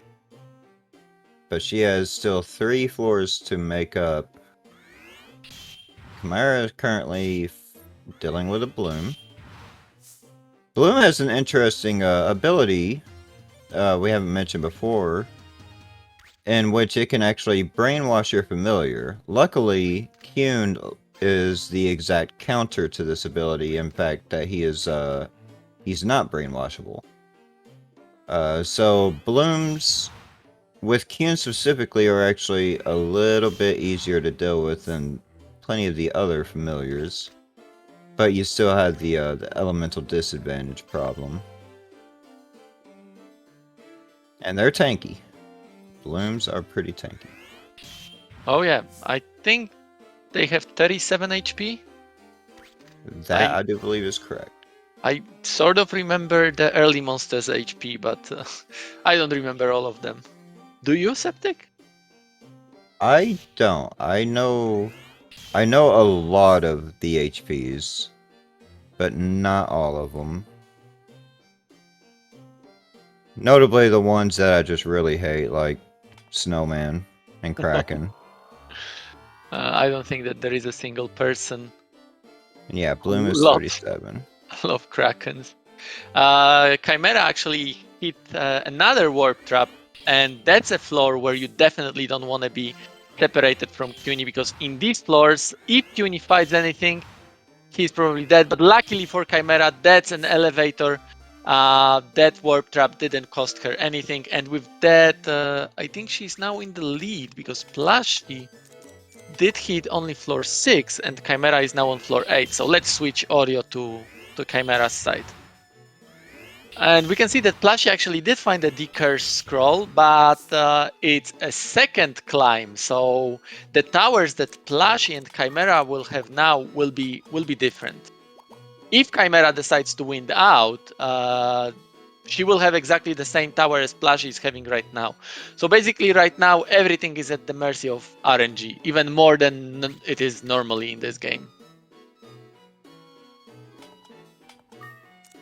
So there is a question, Chai, if you know the answer, or if our beloved organizer in the chat knows the answer, because he should. If Plushie and Troy are tied coming out of this, how do we decide that in the after the bracket is over? I guess that would make them both second and third, so it wouldn't change anything, would it? No, because they'll be first and second. I How's have that absolutely decided? no idea. That is something that Revan needs to answer. And he's in the chat, so Revan, enlighten us. What's the decider in case of the wins number is the same?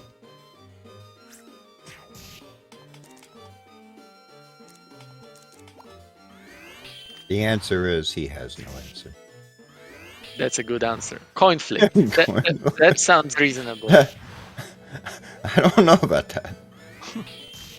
Actually, I used to play chess sort of competitively, like back in the days. And in chess tournaments, usually have like multiple deciders for like how to break the ties. And there is like so many different points, like sub points that you can calculate. I think there are like 5 or 6 of them. But I think at the end, like if all of those for some reason would be the same, I think final decider is a coin flip. Of course, I don't think that it ever went to that, but it might be. There's something interesting. I just noticed Plushie at some point picked up a Scarlet Wand. Ooh. And and that makes her element and Kuhn's element align up. What does that mean for her damage numbers there, Chai? It means a lot. It means a lot of damage. Basically, Bigger right numbers. now, Plushie probably deals double the damage of what Chimera is doing with that cursed sword. And it doesn't look like Chimera is deciding to wind out. So most probably she will have to deal with that curse for a while. And unfortunately, there was a misstep here. You both got the first hit. Luckily, pickup worked. No problem at all. Climb continues. But yeah, if you compare their inventories, like they're sort of similar. It's just that Chimera has 2 additional Olims. And an additional Mahel seed. So that's definitely huge. Those are the items that you do want to see in your inventory. But other than that, they're pretty similar in terms of that. It's just that Plushie has a Scarlet Wand that will make her be able to fight pretty much everything. She can even fight that Mano Eva. I don't know why she's letting that Mano Eva follow her, because Yeah. it's not a problem until it is. Exactly. She made an interesting decision. She put Kuhn on AI1 and threw it at the Maneva. And then took a step away and then bagged. I think she was going for de-aggroing the Maneva, but it didn't work out. And like you said, the Maneva is not a threat until it is. She could have easily fought it with Kuhn. She would have taken a little bit of damage, but she does have a Medicine Orb, so This kind of strategy where you just run away from all of the monsters is definitely any percent strategy, because if you lose in any percent, you can just restart, right? This is the tournament match. If she loses now, it will definitely put her at a huge disadvantage. Because Chimera is on floor 10. It doesn't look like Chimera is stopping right now. So Plushie would have to, again, climb everything. But luckily for Plushie, she did get out of that floor. And the climb continues with Cuny and the Scarlet Wand. In the previous round, we mentioned that floor 10s are sort of easy for fighting. You can level up there. And that is the case more often than not. But right now for Chimera, having only an iron sword rather than the wand, those fights are going to be longer than they have to be. And when they're longer, you're taking more damage. And when you're taking more damage, you cannot fight as often. So definitely Chimera has to watch out while leveling up. And so soon you will go to the territory of Krakens, where you definitely cannot fight anymore. In the previous seed, I've seen Chimera actually fighting one Kraken with a wand. It was a paralyzed wand. And that Kraken required 4 hits to be killed. With the sword, I think it would be 6 at least.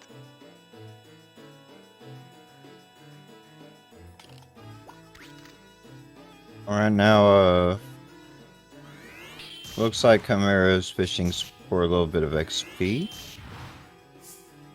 While Plushie is attempting to U-boat dance. Plushie. Oh, Kuhn is in such danger. A bomb trap could be the end of him. Yeah. Equip that Earth Shield and it could be the end of yourself. What are you talking about? Earth Shield, best shield. I like the idea that Chimera is actually leveling up while using the height advantage. That makes it so that like you are taking less damage and you are dealing more damage as well. So yeah, definitely if you do want to level up, that's the position you want to place yourself at. She just made the interesting decision of equipping the Earth Shield, then unequipping it. She does have a decurse, so maybe she was just ready to remove that. Yeah. So to me, that's a perfectly viable strategy. Maybe not so much for these floors, because these floors are mainly fire, so you will not be using that Earth Shield for anything, I hope. But once she gets to Krakens or Arachnes or Vipers, that Earth Shield might come in use. Oh, for certain. And she does have a decurse cross, so she wasn't going to be stuck with it on this floor. I actually like the decision because she could have used the decurse immediately and just made room in her inventory. For now, she's thinking, you know, maybe there might be a Scorch Shield or an Ice Shield that would also be useful. That might also be cursed. Please. Diamond Shield? Will Plushie decide to use it? I think I would. Yeah, with her inventory, I definitely would use that. Especially that she's a little bit under-leveled. She's only level 6, while Chimera, pretty much on the same floor, is level 9. So getting that extra defense from a Diamond Shield that actually Chimera also has is something that I like. Chimera is now fighting Griffin. Again, because of that sword, the fight is taking more time than it normally would. So Chimera has to be careful, especially with Griffins being Griffins sometimes. Short-tempered. And go ahead. Plushie actually just got put to sleep for 1 turn by the Dreamin'. But it's just a Dreamin'. It is just a dream. It was just 1 turn.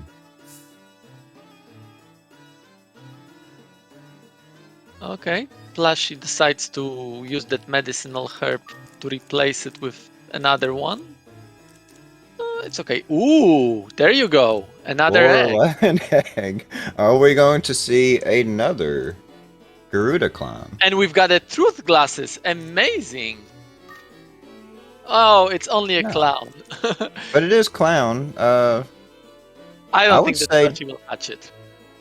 She might not. I don't think she necessarily will, but I do think it is worth hatching because it's hard to say in her position. She doesn't know where Chimera is. If she knew Chimera was on the same floor, she might go ahead and do it. But since she doesn't know, she already knows that she had to reclimb from floor 1. And so she may assume she's behind at the moment. But to fuse them and get the double magic spell level trait would be extremely good right now.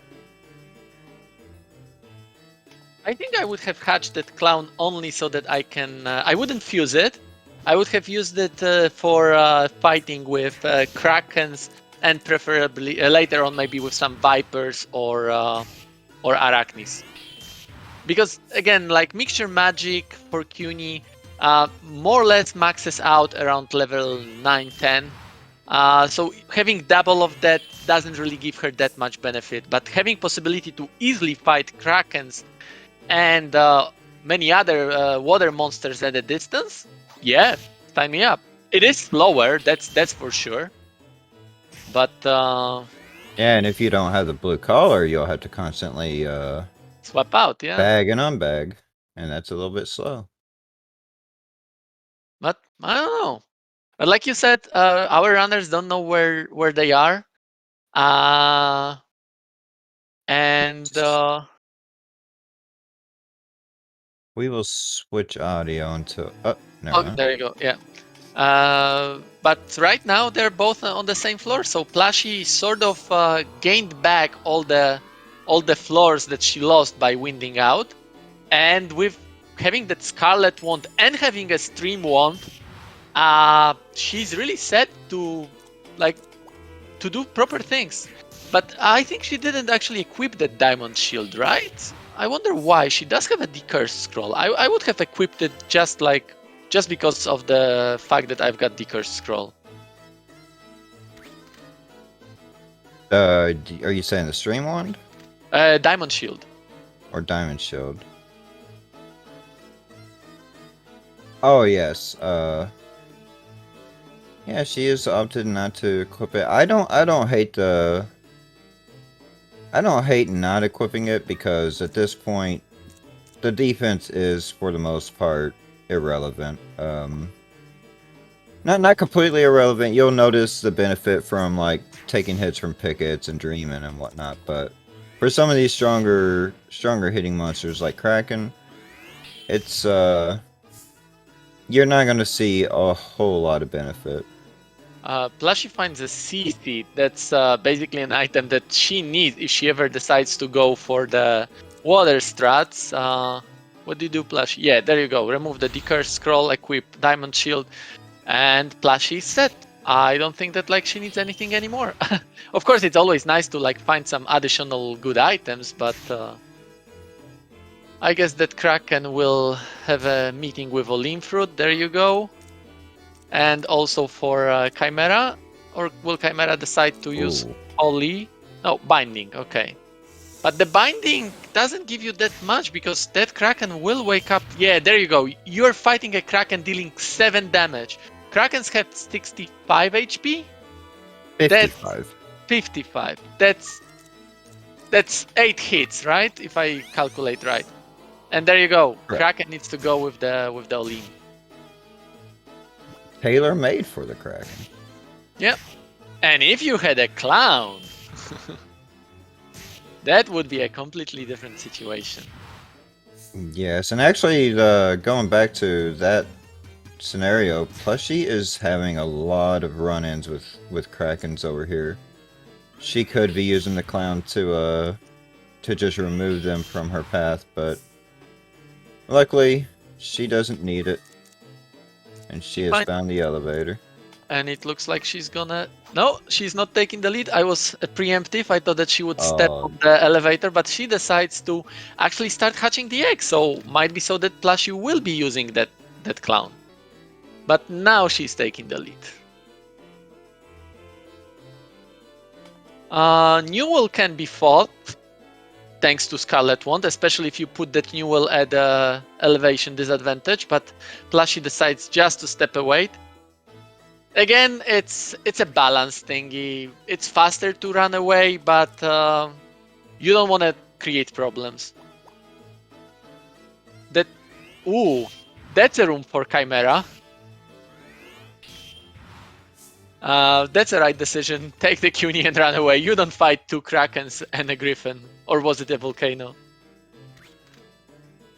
I did not see. All I see right now is this griffin. Yeah, like it was a moment ago. She spawned on floor 13 with two Krakens and a volcano. Oh no. Yuna's 2 HP. There you go. It's all the downside of being cursed with a sword. Definitely, Chimera wants to get rid of that curse. Plus, she had that decurse scroll. It even came back to her inventory again, but she doesn't need it anymore. She's set with all the items that she needs for the game. Another decurse scroll she finds. Chimera definitely craves for it. And now two water monsters in the path. You don't have Olim fruits anymore. You have one Tamna fruit, but fighting with a sword against Newell, that's not gonna work. And we can see another Kraken from the distance going towards. Oh no. You gotta put that CUNY down and use Tamna.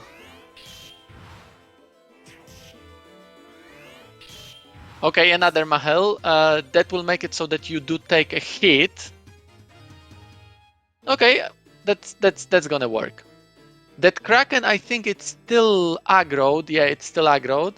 So unfortunately, it will follow Chimera. But there you go. That's the elevator, and there is an egg. Oh no. And now there's a chance for another Garuda. That is something that Chimera needs, because right now I would say that Plushie is in a little bit better situation. Even though Chimera takes back the lead, again, the fact that there is this curse and another very tough starting room. What do and the blinder trap. Oh no, Holy Bell. She has. Okay, Chimera decided to use Tamna. Okay, she wants to save that Holy Bell. Use the Roem Herb. That's what you've got them for. You've got two of them. Oh, that play. That is really nice place from Chimera. She remembered which monster was where, and she used the items correctly. Oh no, no, no! No! And CUNY's dead. The classic. Oh, Shoni, you didn't teach that? Yeah, unfortunately, when you're carrying your familiar and you want to use a spell ball, Ko cannot use a spell ball without first putting familiar down. And unfortunately, it will always put in the same direction where you are right now, so you're gonna hit yourself. Skeet just hatched the Garuda. That is the decision now. As soon as the opportunity arises. You do need that time for it, and Chimera doesn't have that time. I mean, if it is Garuda, you always had time to hatch a Garuda. I guess now the gameplay is get to the room, use Holy Bell, and hatch whatever you can. Yes, that's what I was thinking. Is the Holy Bell basically makes the hatch happen. Plushie again takes back the lead. She saw the elevator to 16. She's not actually hatching that clown neck. I don't know, did she give up on the idea, or will it happen now? With being behind, having to re-enter, as far as she knows, behind. Yeah, I think she's just gonna do it with Kyun alone. Yeah, that's very much possible. Especially like, you know, she's set. She's got good inventory, so she doesn't really need to hatch that clown. That's for sure. And she's already out of the Kraken's territory. Doesn't mean that there are no other scary water monsters, because soon she will start dealing with Arachnis. Having Scarlet Wand, Arachnis are very much doable. And she has an option to go water anytime she wants, because she does have a Stream Wand and Sea Seed. And not to mention the Earth Shield. I do hope she remembers that she does have this Earth Shield, because if we're going for lifts against Arachnes or fighting anything that is water, Earth Shield is just so huge. And we Plushie, don't see enough of it. Plushie is playing with pickets, and I don't like that idea at all. In the meantime, Chimera finally has a moment of breathing, and she's catching the deck. So in a minute or so, we will know whether that's another Garuda. If it is a Garuda, oh, that's gonna be big. That is exactly what she needs right now. Surviving that monster den is going to pay off if this is Garuda. Yeah. One thing I didn't notice, actually, I took a glance right now at Chimera's inventory. It's actually really good. So many like spell balls, blinder, binding balls. I know that she's been using that binding for a while, but still, that's still an inventory. Any percent runner, even without familiar, would be very much happy to have this kind of inventory. Oh, And absolutely. Like the key things I'm looking for here is guarantee get out, which you have with the binding. Fire charges of fireballs, like for the wind floors. The blinder is especially useful because now you got multiple charges to deal with anything that gets in your way. And a holy bell making elevators safe. This inventory is well set for the full 40 climb, even without a familiar. unfortunately, it's just a dream. No Garuda Hives. Plushie decided to actually catch that clown neck. Plushie, oh no! Why did you lose Cuny? Now you gotta catch that clown. There is nothing. Did she like deliberately decide to like trash the Cuny because she doesn't like him and go with the clown? I don't know. I think this is something I definitely want to ask her during the interview because what's interesting about this decision is that from here all the way up to 30, most of the enemies are going to be wind and water. So this could be a legitimate, decent decision. It's going to be... Yo, the Moonwalking. moonwalk. Yeah. I think she walked all the way to the wall intentionally with that. And one thing to add is that Plushie does have a C-seat, so she can change to water whenever she wants to. Staying wind right now wouldn't be such a bad idea, although you do have to worry about all the fire monsters. She does have some fire power in form of fireball and a pillar ball. No, Plushie, don't let that picket do things to you. There you go. I like it. She did just show a slight lack of knowledge here. The thing about Clown's mixture magic is that it is not affected by element. And she just lost the C-seed anyways, but if she was planning to turn the Clown water, that stream one she just equipped would not have made a difference. Yeah. Definitely that's one item CC that like normally we don't care about losing. But at this point in time, that's definitely something that she does want to keep. So I don't know, you definitely don't want to like wait on the floor for a C-seed, but yeah, it's unfortunate for Plushie. In the meantime, Chimera is dealing with some troubles on 16. Dreaming is down. Chimera needs to go solo again. She does have an amazing inventory, and that was again starting room. Starting room in this seed are actually really, really bad. So Plushie dying actually wasn't really that bad for her, apparently. I'm quite sure that Chimera would prefer Plushie's side right now. That Barong is something that Chimera does want to play with because possibility of getting a restore scroll. There you go, the power of a clown. Mano Eva dead in one hit. That had to make her feel really good. Oh yeah. And the thing is that like all of the scary water monsters like Pides, Vipers right now, Snowmans later on will mean nothing to Plushie. But she will have to worry about fire monsters. And soon the very scary fire monster is a Widog, right? That one is quite powerful. It's normally not such a problem. We can usually kill it in 1 or 2 hits, but having Wind Familiar, definitely using Mixture Magic is not the way to go with that. She would have to use some of her fire. Oh, Oh, Pillar that's Ball. bad. Plushie, don't play with pickets. Reven, you didn't teach Plushie to not play with pickets? And will Yeah, she I go to the next floor? Do not step on that tile. First, kill that. Yeah, there you go. I like Plushie's idea here. First, kill that Manoiva. And then you can step on a tile. But will you give up on that ball or you're trying again? Is it? That's not the one. She already hit it once. The other one. It is the one. Or it Oh, is. Plushie Oh is so wow. lucky. Plushie is so lucky to get that pillar ball. That's an amazing luck. In the meantime, we can see Chimera actually playing with that Barong. I like the idea. She does need some kind of better inventory to continue this run because it's 42nd minute or 41st minute of the run. She doesn't have time to wind out anymore. So definitely you need to somehow make it so that this run is still possible. And the one way to make it is to get some kind of inventory, like a restore scroll or something like that, or maybe a roche fruit. Lucas said in chat, flat scroll. Apparently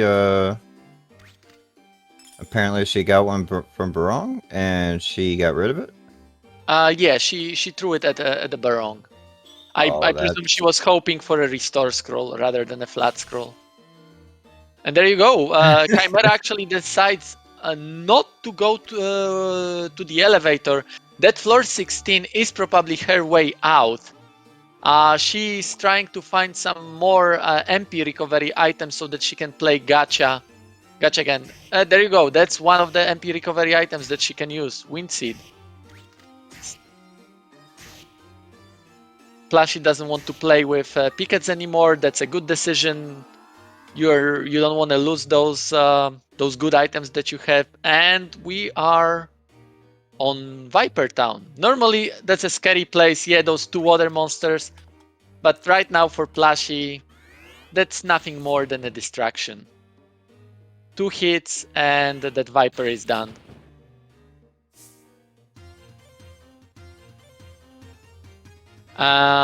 She's definitely going to take a hit, her or Clown, from this I would arachne. actually. Unless she might be able to one shot.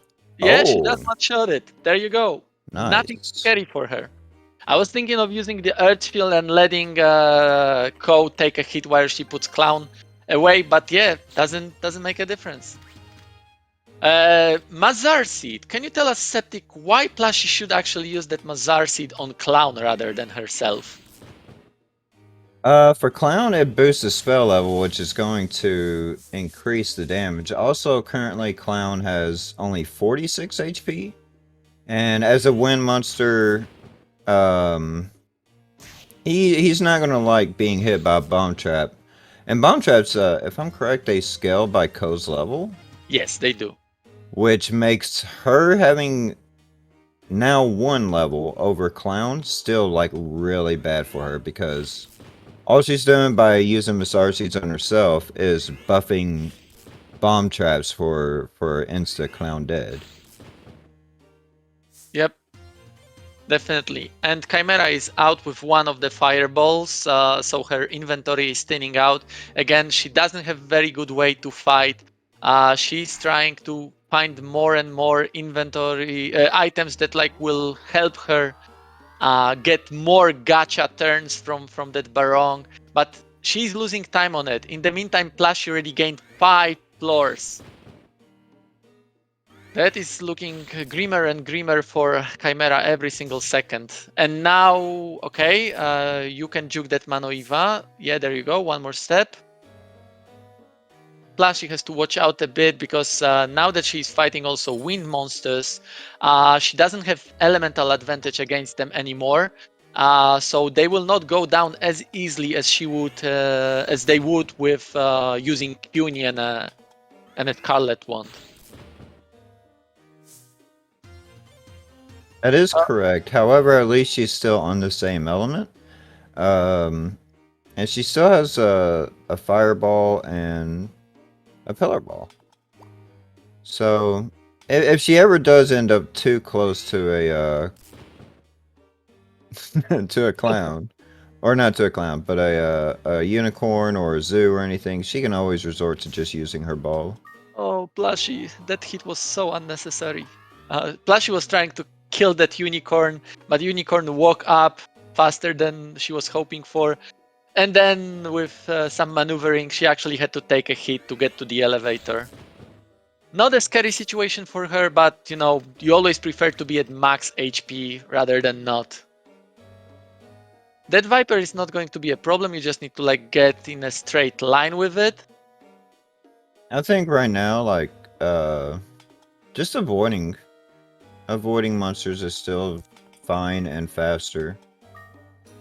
I definitely agree with that strategy because I think 22nd floor is the last floor where you could find Wee Dogs. On 23, you don't have Wee Dogs anymore. And if you don't have Wee Dogs, you don't really have anything to worry about because water monsters you can deal with Clown. Wind monsters you can either deal with Clown or by using your fire spell ball. So yeah, getting out of that potentially scary fire monsters is your priority.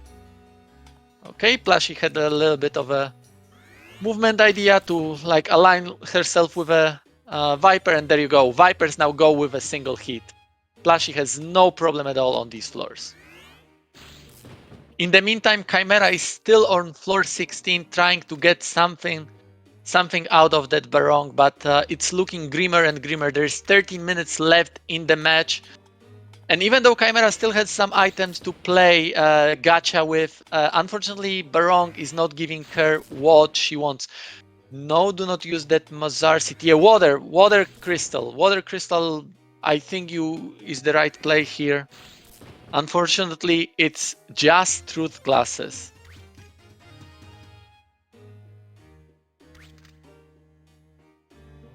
Gacha addiction does kill. Unfortunately for Chimera, she doesn't really have any choice. Like knowing Chimera's playstyle, she doesn't feel comfortable going to the higher floors without a familiar. So she does hope for some item that will give back the chance. There you go. Plushie dealing with a wind monster with a fireball. Again, for Plushie, right now there is nothing really scary. Until floor, like I think 28, where Naplasses start showing up, Plushie can stay wind and have no problem at all. Oh, for sure. On 27, 28, like, that's when 27 is when Maneva starts showing back up, and I think that's also when snowmen show up. It might be 28 for snowmen. 28, if I recall right. Yeah, But so 7. Whenever I play with Clown, I actually try to stay wind until floor 30. From floor 30, you definitely want to go water. You don't want to stay wind. There is no reason to stay wind anymore. On floor 28, you can start seeing Naplasses. They are fire, so you would prefer to like be water against them.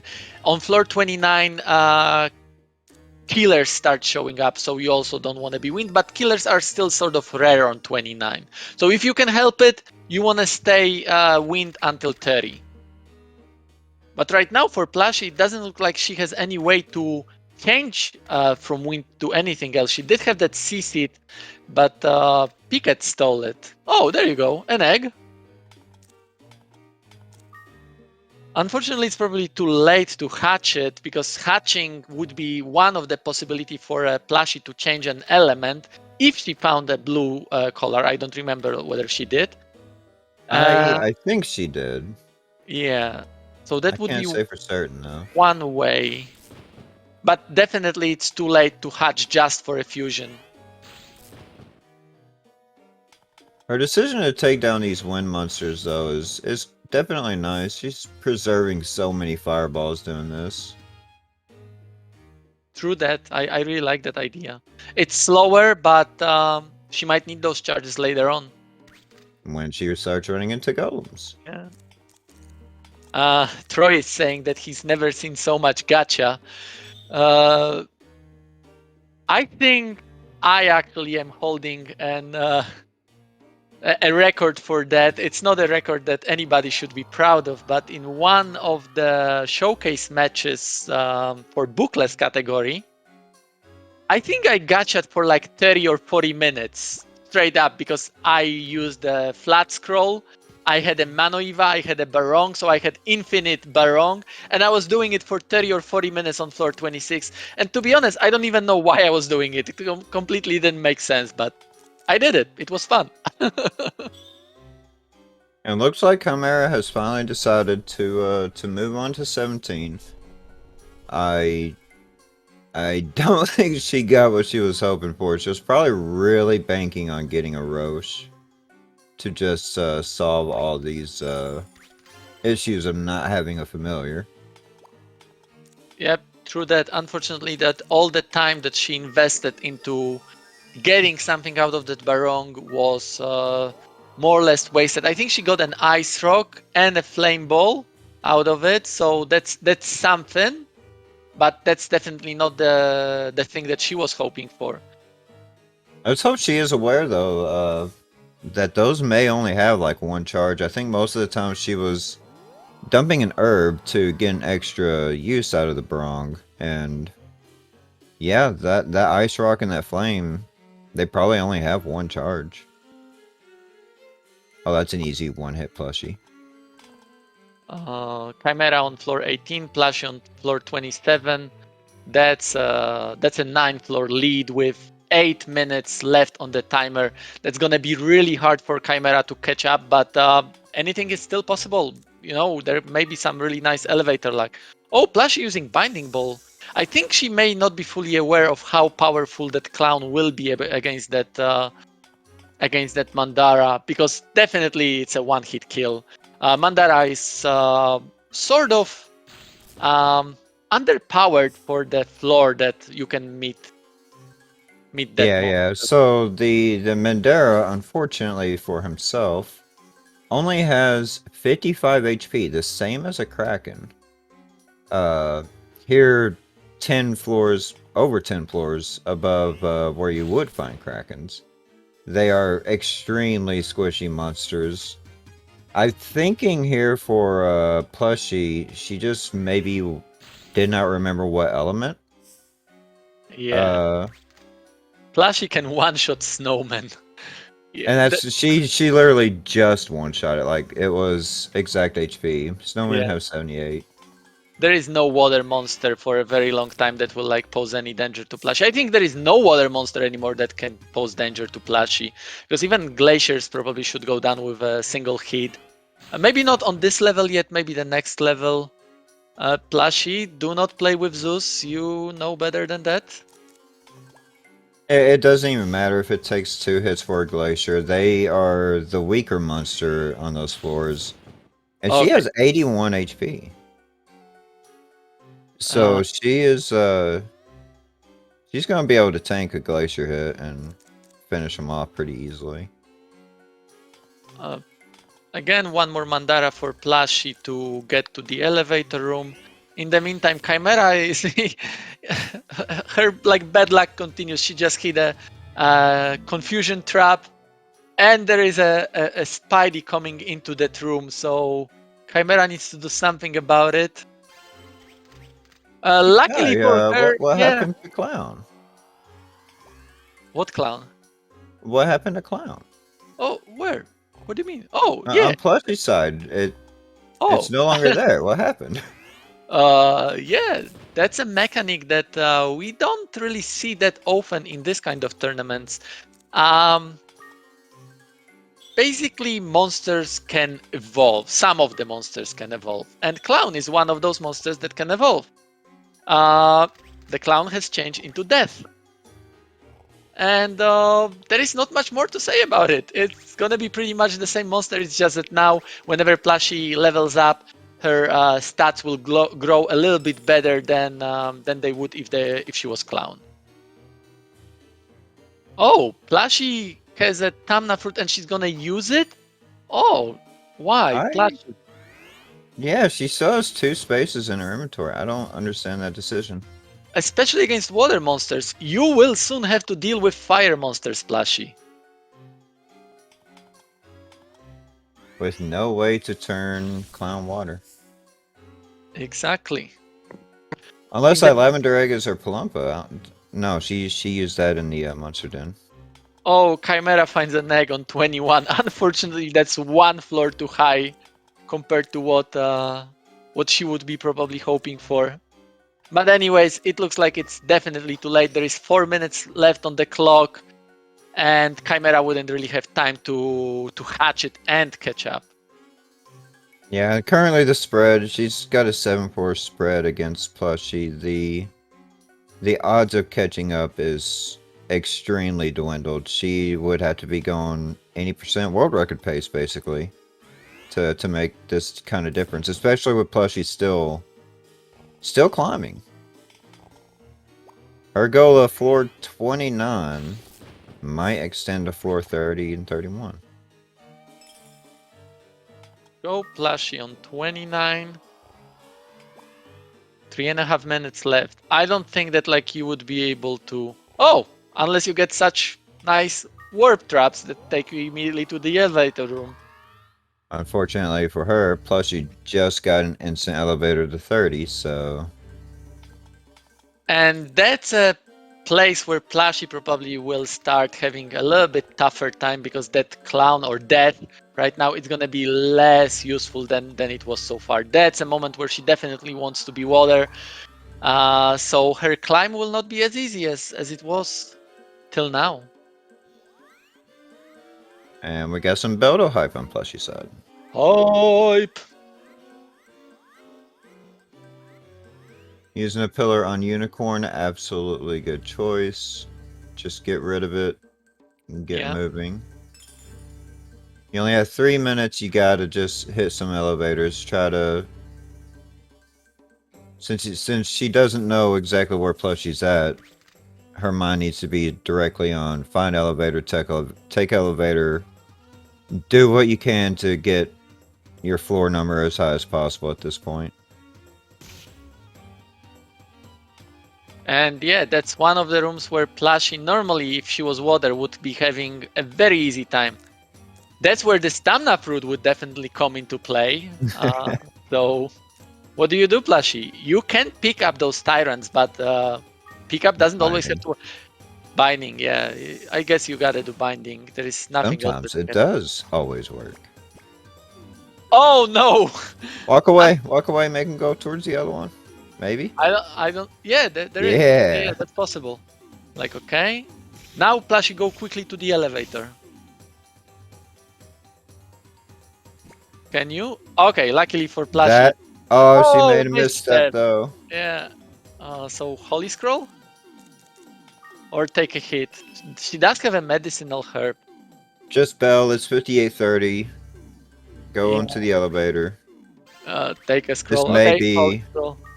This may be the final floor.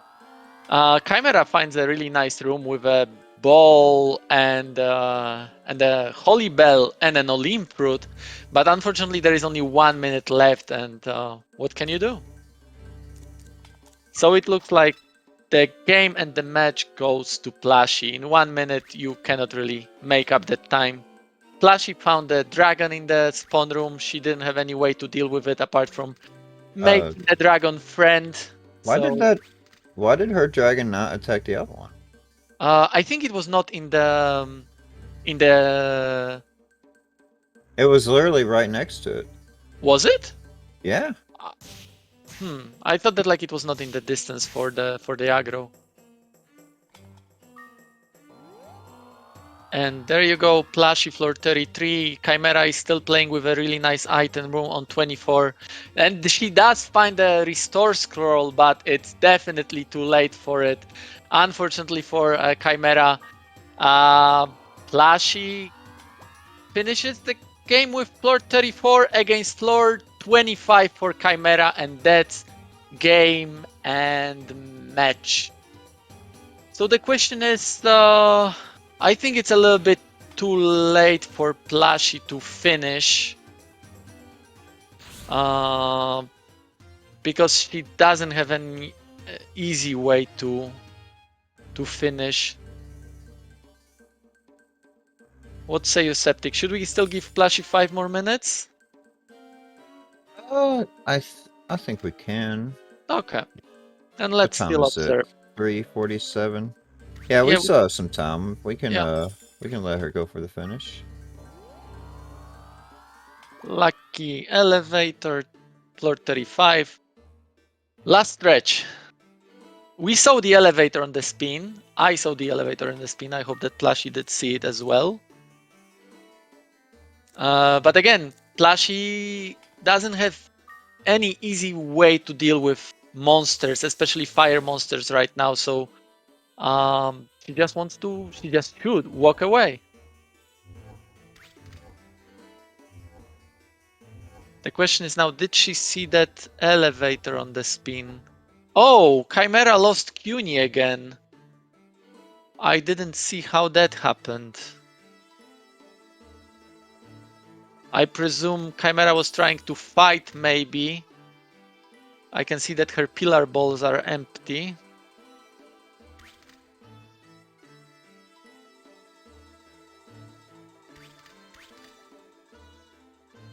I think that Plushie did see that elevator. She's just a little bit confused because it was just a split moment. It wasn't an easy elevator to get to.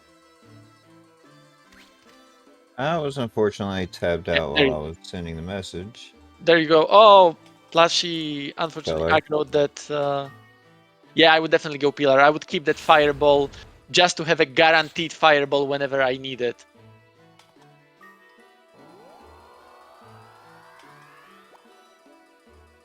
And that is 36.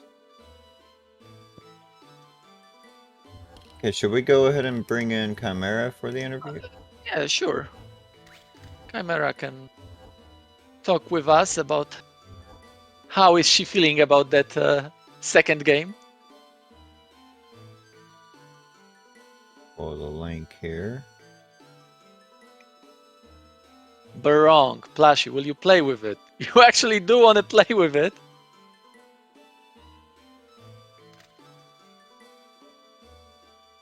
There was a misstep from Plushie. Luckily for her, that is too powerful Barong to do any bigger damage. So Plushie just needs to continue searching for the elevator.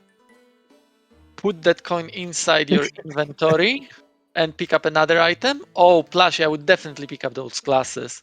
Those could be star glasses. Unlucky crack trap. Oh, that is a very bad one. There's no way out.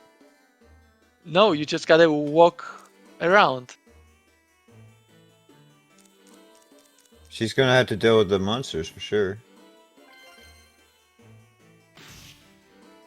And yeah, Clown doesn't care about a Barong on this floor. Or death, if you will.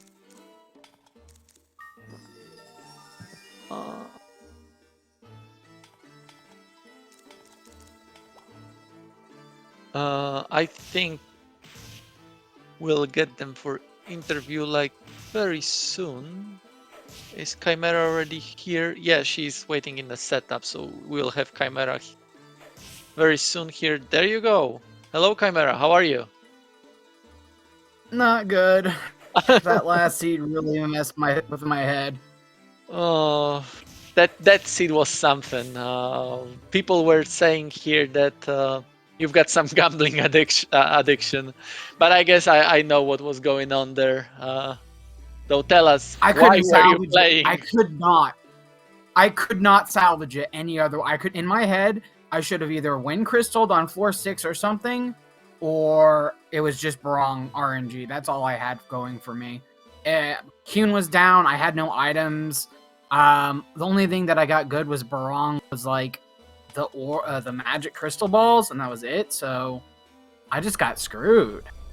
Yeah, we were actually saying that around like floor 6 that you're stuck with that iron sword, and you being trained by Shoni, you definitely hope for possibility of fighting.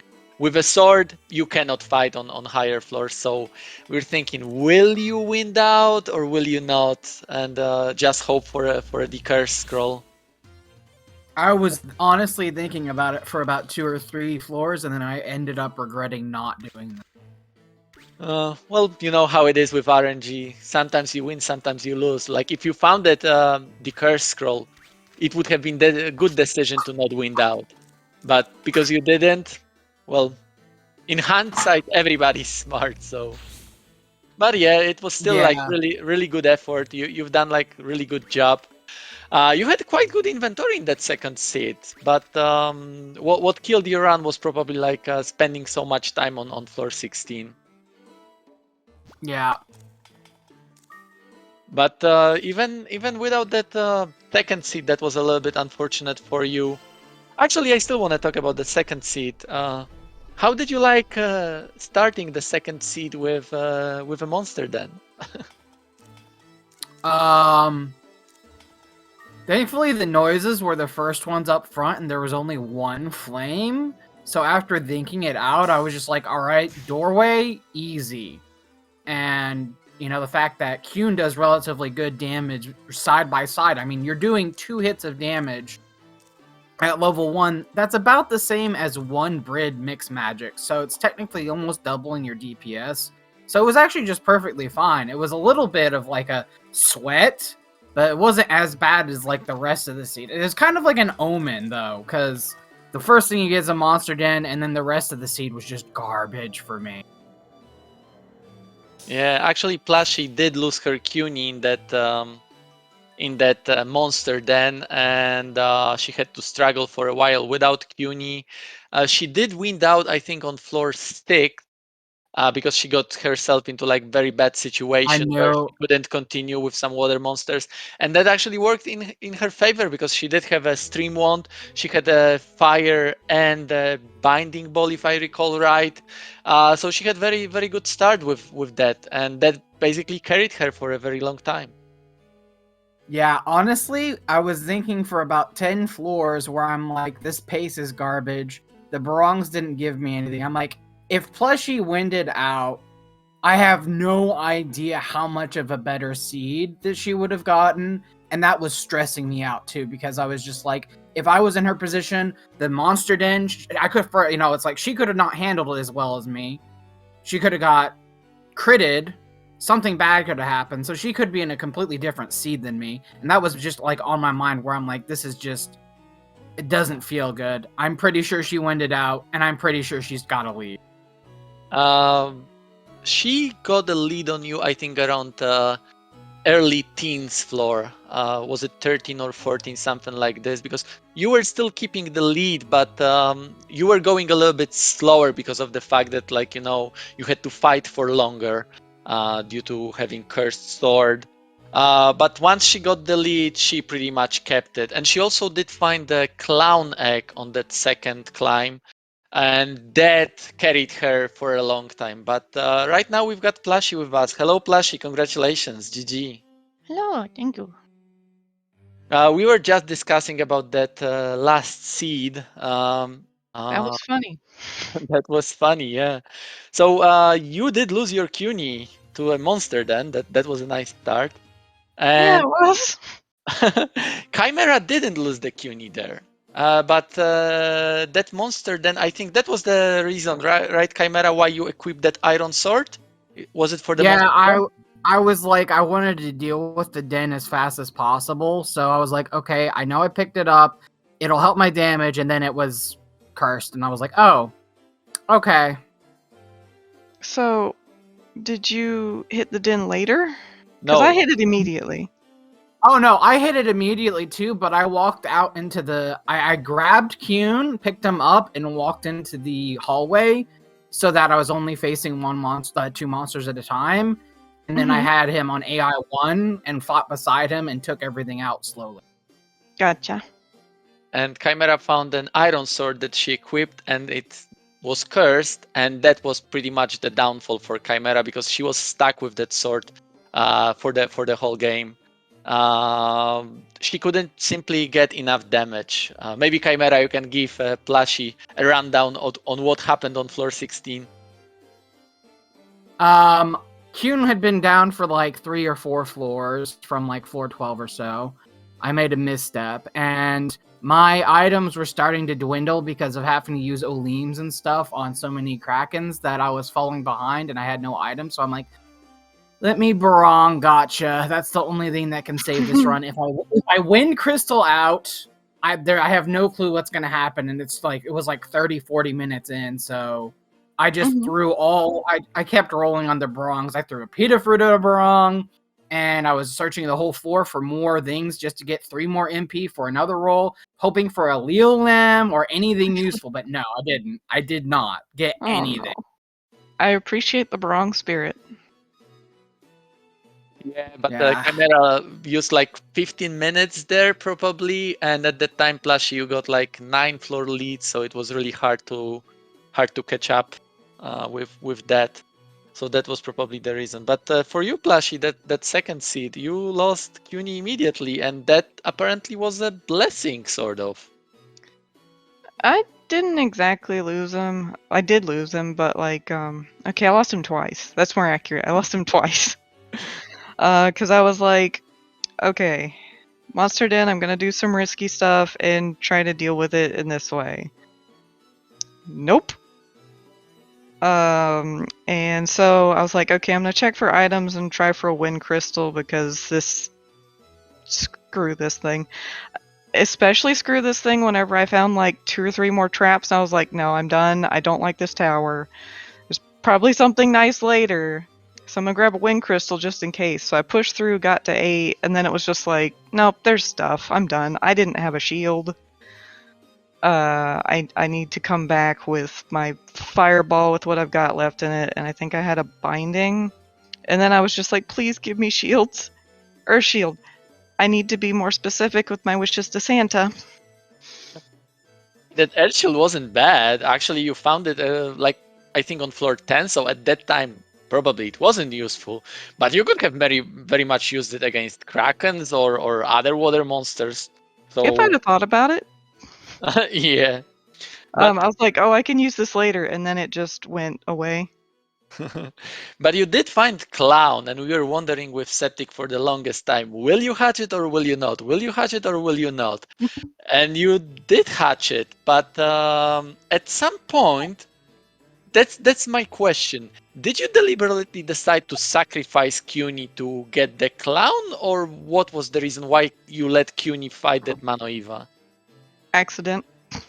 Okay, so that was an accident. Yeah, I was like, I can mix it with Cune, and then once Cune, I'm like, I like Clown better anyway.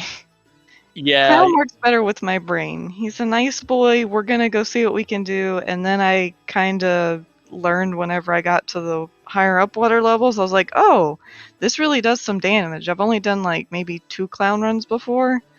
I didn't really mess with things that were higher up, so I have learned the power of Clown even more. Yeah, definitely around the floors that you hatched the Clown, it was a blessing. We were wondering with Septic that like you were scared of Mandara. I was a lot. I didn't know that was a thing. And you were able to one-shot Snowman, so you had nothing to be scared of. I was really surprised when I could one-shot a Snowman. I was like, wow, I really like Clown. Yeah. Those snowman one-shots were actually perfect one-shots. The 78 damage is how much HP they have. Oh, that's really cool. I did have one question for you, Plushie. After you had already discovered that you were one-shotting Mandaras, there was one point where you were walking around with a Tumna. You had 2 spaces open in your inventory, and you threw it at a Mandara. Absolute fear. Fear? I was very nervous, and I'm like, I know I have space. I know I should put this away. But I'm not used to these floors very much, especially fighting on them. And it's just like, get rid of it. It was complete and total fear and emotion. And one thing also about that Clown, because you were holding on to a CC that was most probably originally intended for CUNY, as you were keeping a I streamer was gonna as well. hatch. I was gonna hatch the clown, mix it into the Cune, and then give it a CC and be like, "Oh, I do water strats, even though I'm garbage at them." Yeah.